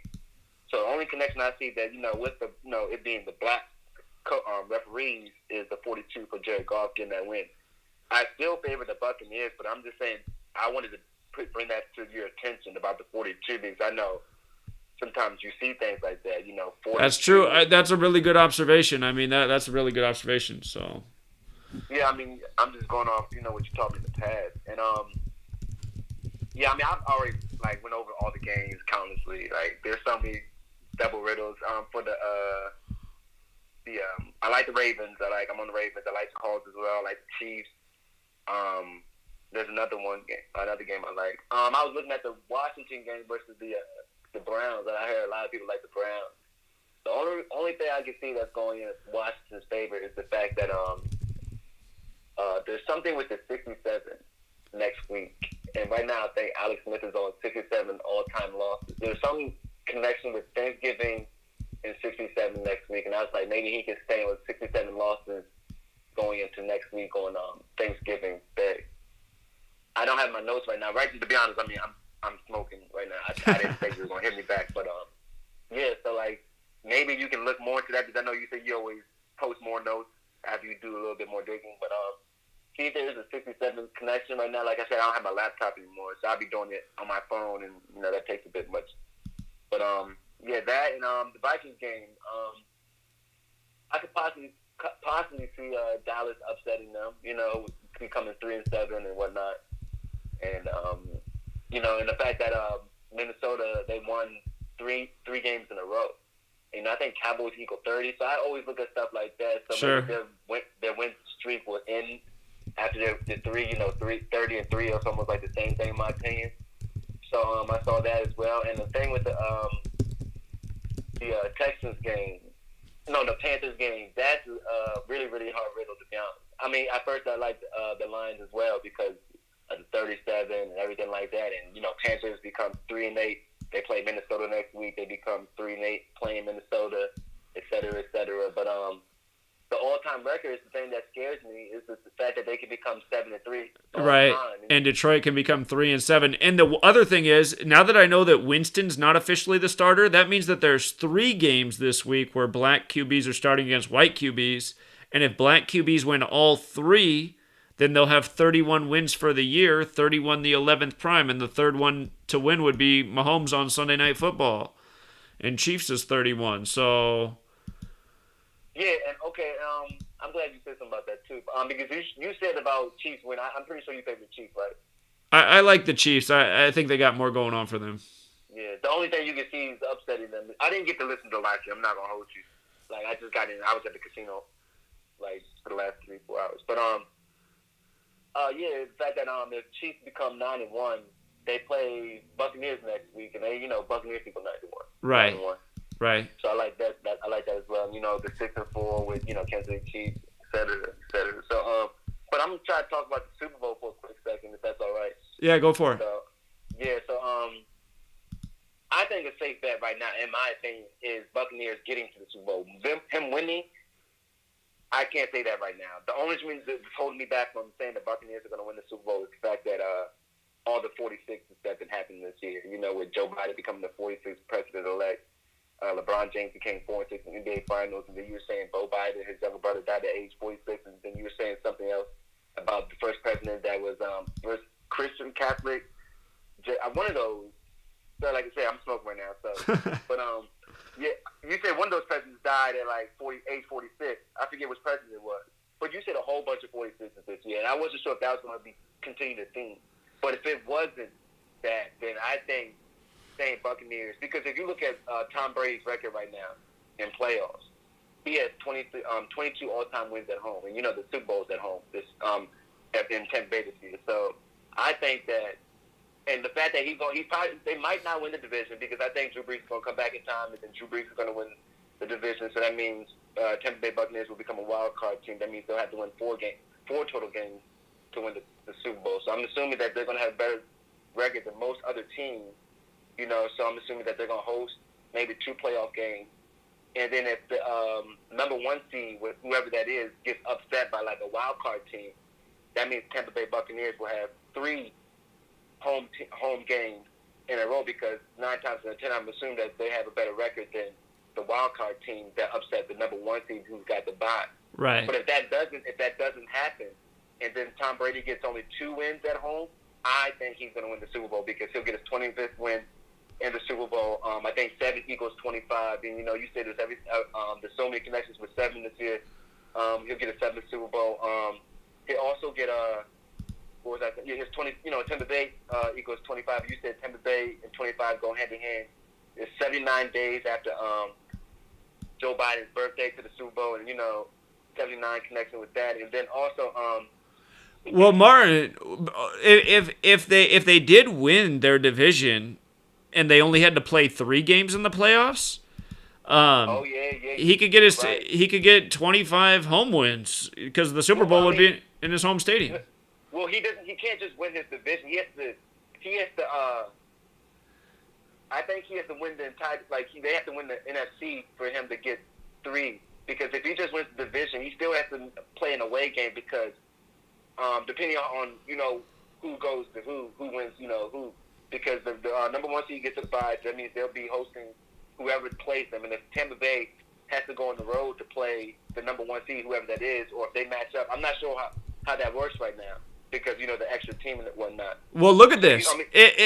Just look at it this way. If he plays 3 games in the playoffs and they're all at home, he'd be 25-7 if he won them all. 257, the 55th prime. Okay, and what's so funny too? If you go. So pull up, if you have time, pull up Tom Brady's stats in Pro Football Reference, and tell me when you get to his stats. I'm there. What is it? Okay. So now go. When you can pull his other stats down, when you said more stats for Tom Brady or something. Okay. And do you see at the very right when you pull it down, it should say Super Bowl. You see the word Super Bowl? Oh, Super Bowl. Yeah. Okay.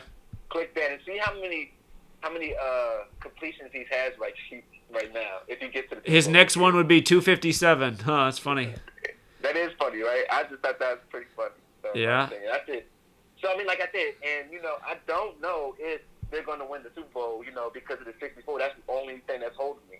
I like Tampa Bay getting to the winning the NFC Championship, and I think guys if they do go to the Super Bowl, my 2 teams that I think they can really play is probably the Colts, because I feel like there's a Jesuit lineup right there, and then or the Ravens, because of 25 and everything like that. If Tom Brady plays the Ravens in the Super Bowl and he gets his 25th home win against Super Bowl, the Ravens. And Ravens equal 25, and the Ravens are in the 25th. That's true, but he doesn't really need to have another team that equals 25, since he is Mr. Tampa Bay. So, but that is a thought. Yeah. You're absolutely right. But, it's also a black quarterback, so I was just saying that's a good narrative. And everybody's really not feeling the Ravens right now in the media, because they're saying, they're real banged up. And most of the time when a team is banged up with injuries, they don't make it to the Super Bowl. It's usually a team that never had an injury the entire season, and they get to the Super Bowl. Like the 49ers were blessed not to have any real injuries last year when they went to the Super Bowl. Right. But the only injury Chiefs had, I believe, last year was Patrick Mahomes for out 2 games or something, And I in my head I was saying that was the time to bet on them to win the Super Bowl, because the odds went down after Patrick Mahomes went up. But yeah, I think I'm only have a 3 or 4 card parlay this week. There's not a lot of people. I'm not going to try to stretch it. If you don't mind me asking, who did you have Thursday night?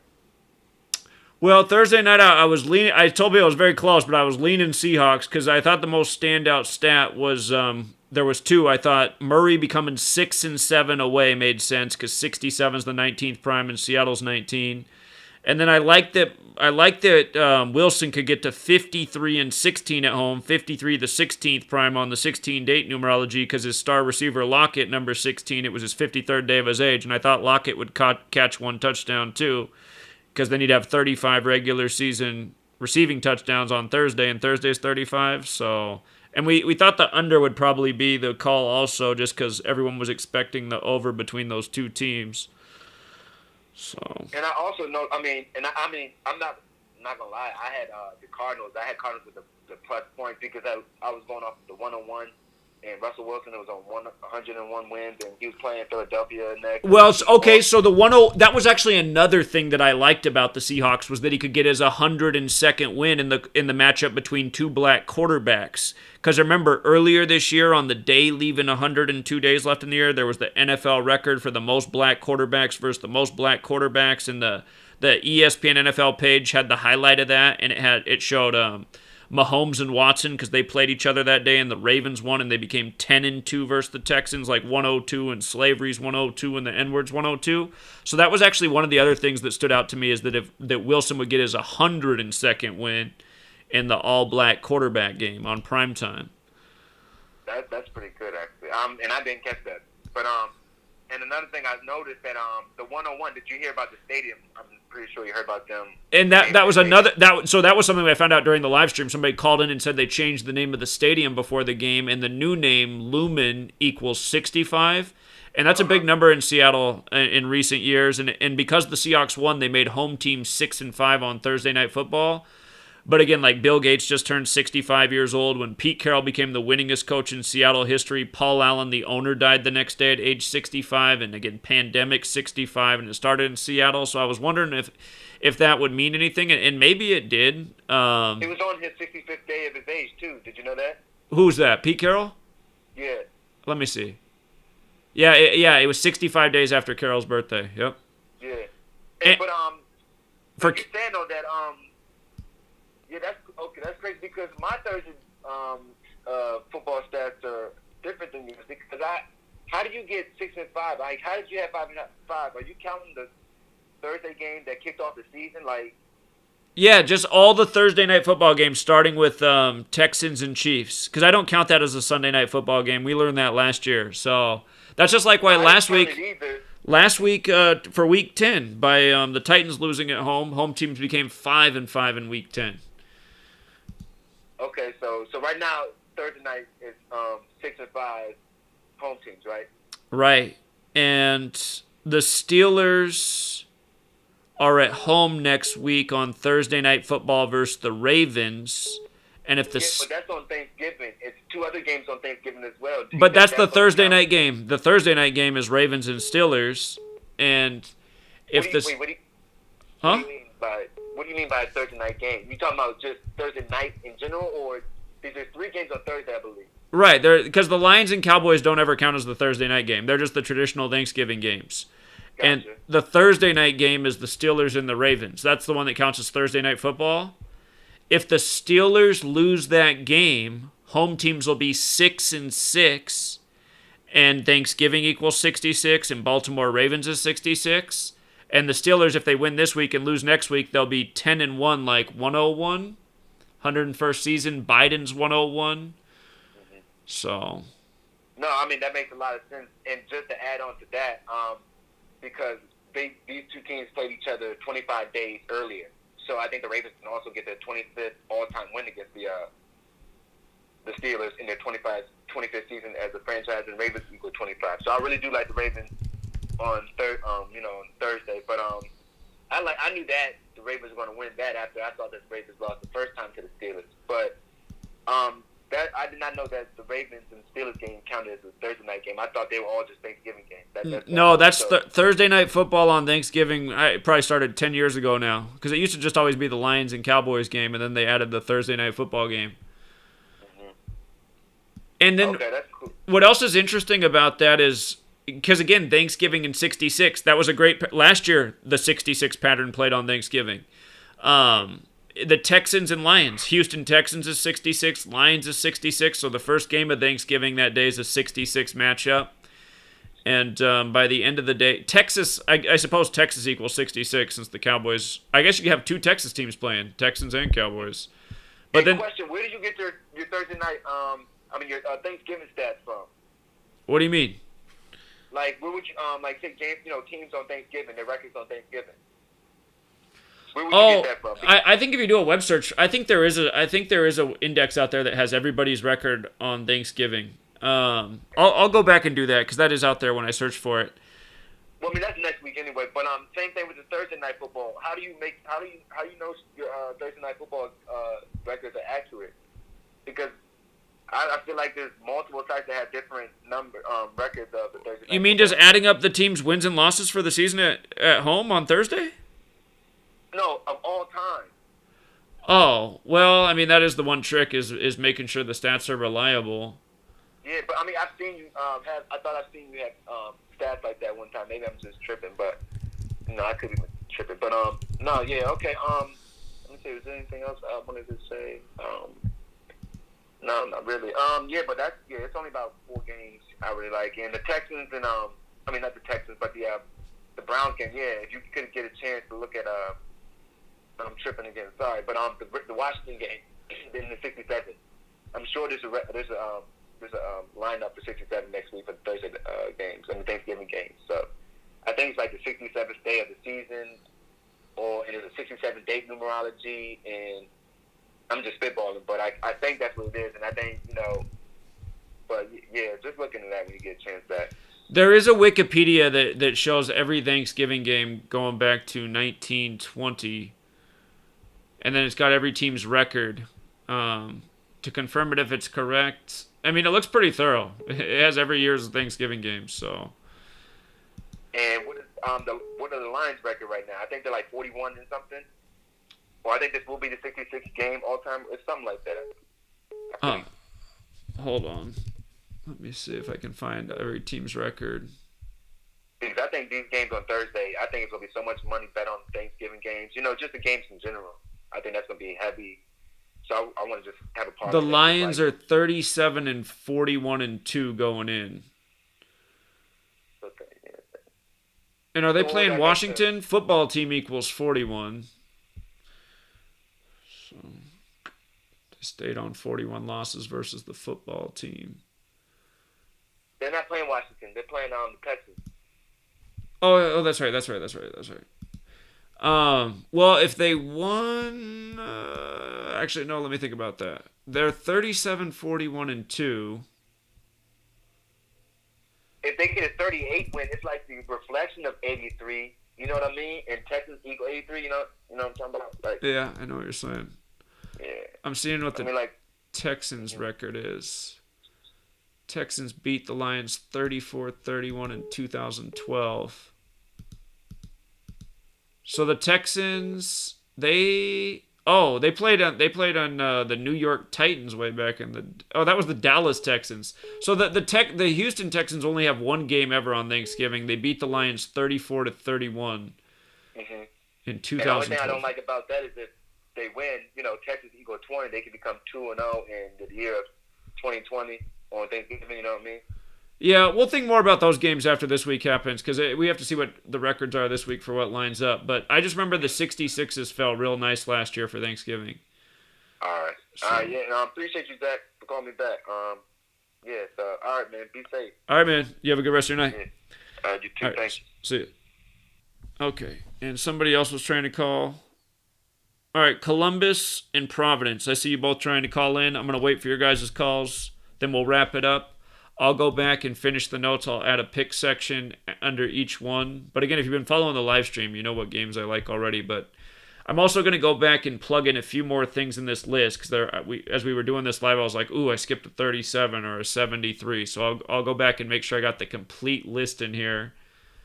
And again, if you just follow, like in the morning games, if you see a certain thing's killing, then you just know in the afternoon game you can probably just follow that trend. That's why I'm trying to make the notes very organized with the league-wide patterns so you can see if it's happening or not. Because you can learn a lot real quick. Providence? Being held. Hello? Yeah, what's up, Zach? I just wanted to call. One more thing I wanted to add, because I've been hearing you guys talk about the number 46. So, found it interesting in that Pittsburgh Steelers, their first Super Bowl was 46 years ago. Their first Super Bowl 46 years ago. Steelers. Yep, Super Bowl 9, yes. And then you talk a lot about Joe Biden with them if they go 10-1. He's president 46, and their first Super Bowl was 46 years ago, Super Bowl 9. So yeah, that's a great observation. Steelers is like right up there with the Super Bowl being on the 7th, them adding 7 teams. So my top 2 from the AFC, I like the Steelers because they got the black coach, they got the 46 going, and they got the 7. They can win their 7th Super Bowl on the 7th. And then I got Brady.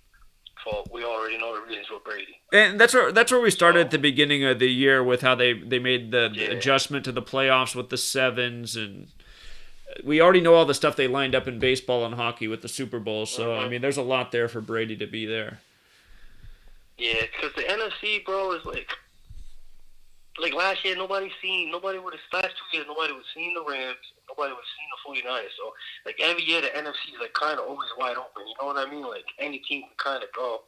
And then... Well, hey, let's not forget. Actually, let's rewind. 2 years ago, we had Rams and Patriots as the Super Bowl before the season began. And who did I think it might be before the Rams riddle became clear with Aaron Donald? I was like, if it's not the Rams, it could be the Niners, Garoppolo. So the 2 teams we were talking about the year before became the 2 NFC teams that went to the Super Bowl in the 2 years. No, I'm not talking about our community. I'm just talking about the world. You know what I mean? Nobody sees these teams, but you can call it or somebody that's like hip. I'm just talking about the regular. I think the Rams were in the running from the start of the season, though. The year that they went, they were one of the better teams in the NFC. You are right. They had a real good offense that year. You are right. And D too. They have number 99, Aaron Donald. Yeah, he's a beast. But so I like the Bucks. And I think the Packers got a decent shot. There's only a few teams from the NFC that I think got a serious shot. I think we'll be the Bucks. I think we'll be the Packers, and then I think we'll be the Seahawks. But the Seahawks defense is so trash. I just don't see that happening. I really like the Bucks. Like with everything that they documented, with everything with Tom Brady is like. Yeah, I feel like the Bucks definitely have the best narrative in the NFC at this point. So. Yeah, who would you go with your second? Well, at this point, I think it's probably the Steelers. The Steelers definitely have a real narrative. I was because again the creepy Joe and the creepy Ben thing is there, but I could still see it being Bucks and Chiefs as well. So Bucks and Chiefs. Chiefs not really much of a payout, but Chiefs might be less of a payout now than the Steelers. Yeah, they probably are. You know what I mean? Steelers are probably the favorites in the AFC. Steelers are undefeated. Steelers are the favorite now, so now's the time to probably bet on the Chiefs. Yeah. Yeah, I just wanted to throw that 46 thing out there. I thought that was that's crazy how their first Super Bowl was 46 years ago. Everything that's been going on with 46 this year, George Floyd, LeBron, that's just one more thing to add to it. You know what I mean? Right. Yeah. Yeah, well, that's all I want to say, bro. All right, appreciate it, man. Thank you. Yes, sir. Thank you. Okay, and let's get in Columbus. Columbus is really trying to get in. I'm just going to call him back. Hello. Hey, what's up, man? Oh, hey, Dan. Yeah, I just wanted to make a few comments. I actually caught your stream late, so I don't know if people already mentioned these things, but I do like the Browns. The Browns, I think, do look good. I agree with you on that. The only thing I'm kind of nervous about is that Colin Cowherd picked Philly to upset the Browns, but he doesn't get them all right. He's the best in the media with picks, I would say, but he doesn't get them all right. So yeah, the thing I like with the Browns is that Sunday has that Gematria of 33, to go along with the Baker improving to 13-7 with the Cleveland equaling 33. Right. And then let me see. The Eagles can fall. Oh, I don't know if anybody mentioned this, but the Eagles could fall to 3-6-1, which is the square root of 19.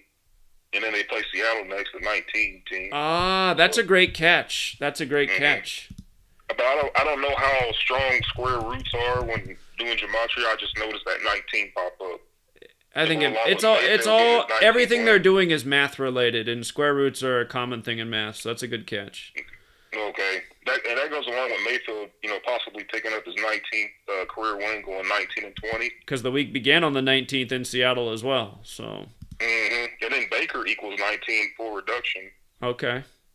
And then let me see. Also, I remember you said you liked something about the Browns, winning to face Baltimore, winning the next two, and get to 6-1 at home, right? The thing I noticed about that is that goes along with it is if they did, he would be 20-20 to face the Titans. The Titans is 20 full reduction. Okay.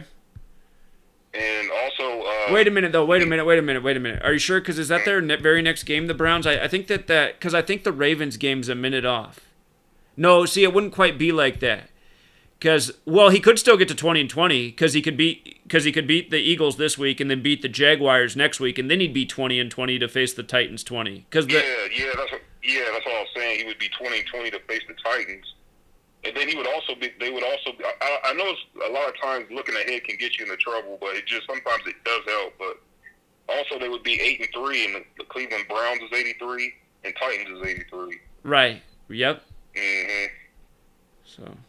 And then also it's a day tomorrow, 39 days. And hey, hold on, before you save that thought. But that is something that's true. If the Browns win. Well, hold on. If they win their next two, they're 8-3 to face the Titans, which is 8. Okay, never mind. Go ahead with your 39 thought. Okay, Mayfield playing on the 39 days remaining in the year tomorrow. It's his 39th regular season start, and Mayfield equals 39 full reduction. That's a good catch. Yeah. And that's all I saw in that game. So, but I just wish I didn't listen to Cowherd. It just seems like he screws with my mind. Like I'll see different numbers, and then he'll come up with this wild prediction, and then sometimes it'll end up hitting. I'm like, damn. Even though the numbers say something different, but like you say, sometimes he'll make a prediction that'll be wrong, and then we look at the numbers, and the numbers say a whole different story. So. Yeah, he's wrong plenty. He's wrong plenty, so I wouldn't sweat that too much. Yeah, he had the Browns in Atlanta winning.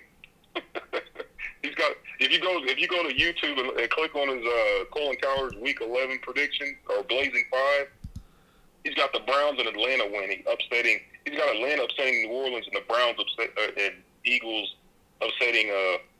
He took the. You mean yeah? So he took Atlanta and Philly is what you mean? Okay. Yeah. He's going with the Birds. Yeah, I think the Browns are going to get it done here. I like how it sets them up for the Baltimore game. Mm-hmm.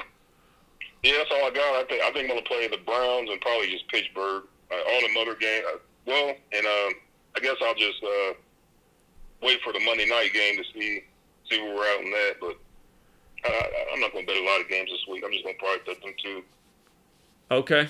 All right. Yeah. Appreciate it, man. All right, man. All right. Have a good one, man. Yeah, you too. See you. Yeah. Okay, I'm going to leave it there, you guys, because it's starting to get late, and on the East Coast at least.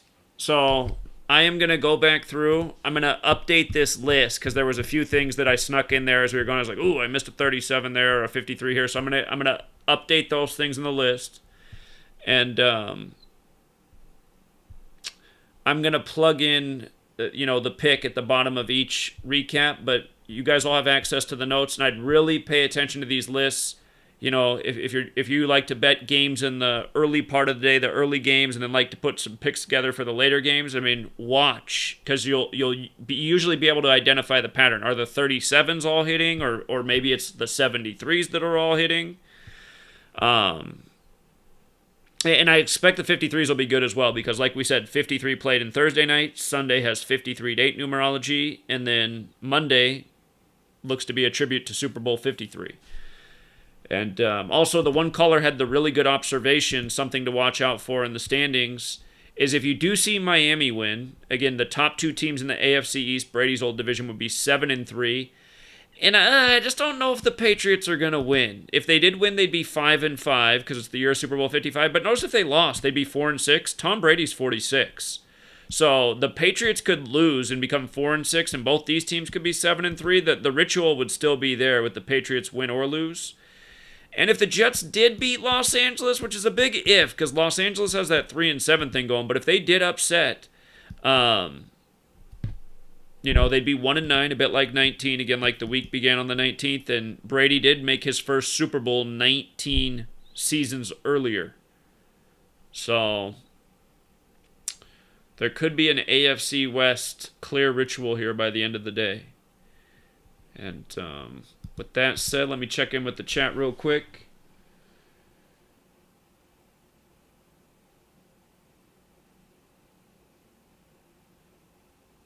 Okay. I don't understand the comment about tomorrow normally being the 38th day of the year. I don't get that.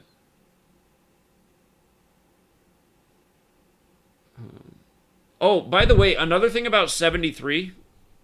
I'll add it to the notes. I meant to say this earlier, but the season began on September 10th, right? September 10th, 2020, and then the games tomorrow, they will be 73 days. Whoops, I got the wrong year in there. Tomorrow's games are 73 days after the season began on the 73 date numerology. So again, that's another reason you could really see tributes paid to 73, especially if it is about Brady becoming 7-3 this year.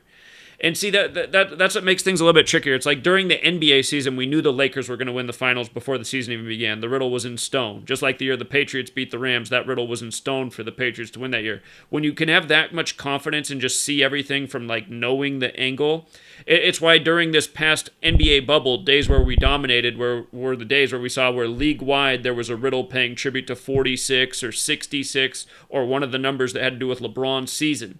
If it is that Brady's going to become 7-3 this year, and realize the Bucs are 7-3 right now coming into this day. That could be the reason that the 73s smash. And if the 73s do smash tomorrow, then again, that's another big drop in the Tom Brady Super Bowl bucket, him going there and becoming 7-3. And don't forget how the whole World Series and Stanley Cup was synced up. And don't forget Los Angeles Dodgers is 73. They won the 50th World Series for the National League. Brady's 50. But tomorrow is 73 days after the season began as well. Yes, home teams won 11 games last Sunday on the 66th date.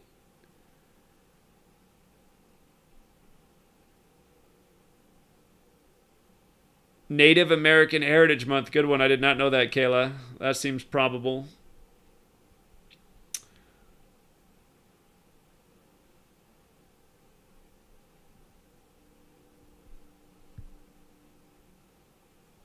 Okay. All right. Yeah, I see some of the other comments in the chat. All right, we'll leave it there, you guys. I'm going to finish up the notes now. Again, you have the password to the notes. I'll be able to finish here really quick because I already know what I'm going to write. There's not really any more research I need to do. I just need to make sure everything's accurate. So I should be done here in about 45 minutes. Everything should be finalized in the notes. And probably do a live stream tomorrow morning. Last week, I apologize. I was going to do it, and I slept for so long last week. It was weird. I never sleep in that late. I woke up after 10 I think it was last Sunday. Yeah, there was a day where I just slept. I slept so long. I was like, wow, I guess I needed to sleep. But, yeah, if I get up and I see something on the NFL Instagram page I really want to talk about, I'll get on before the games start tomorrow. If not, it means I don't see anything, so... Anyway, we'll leave it there, you guys. Good luck. And, yeah, probably be back on in the morning. So, until next time.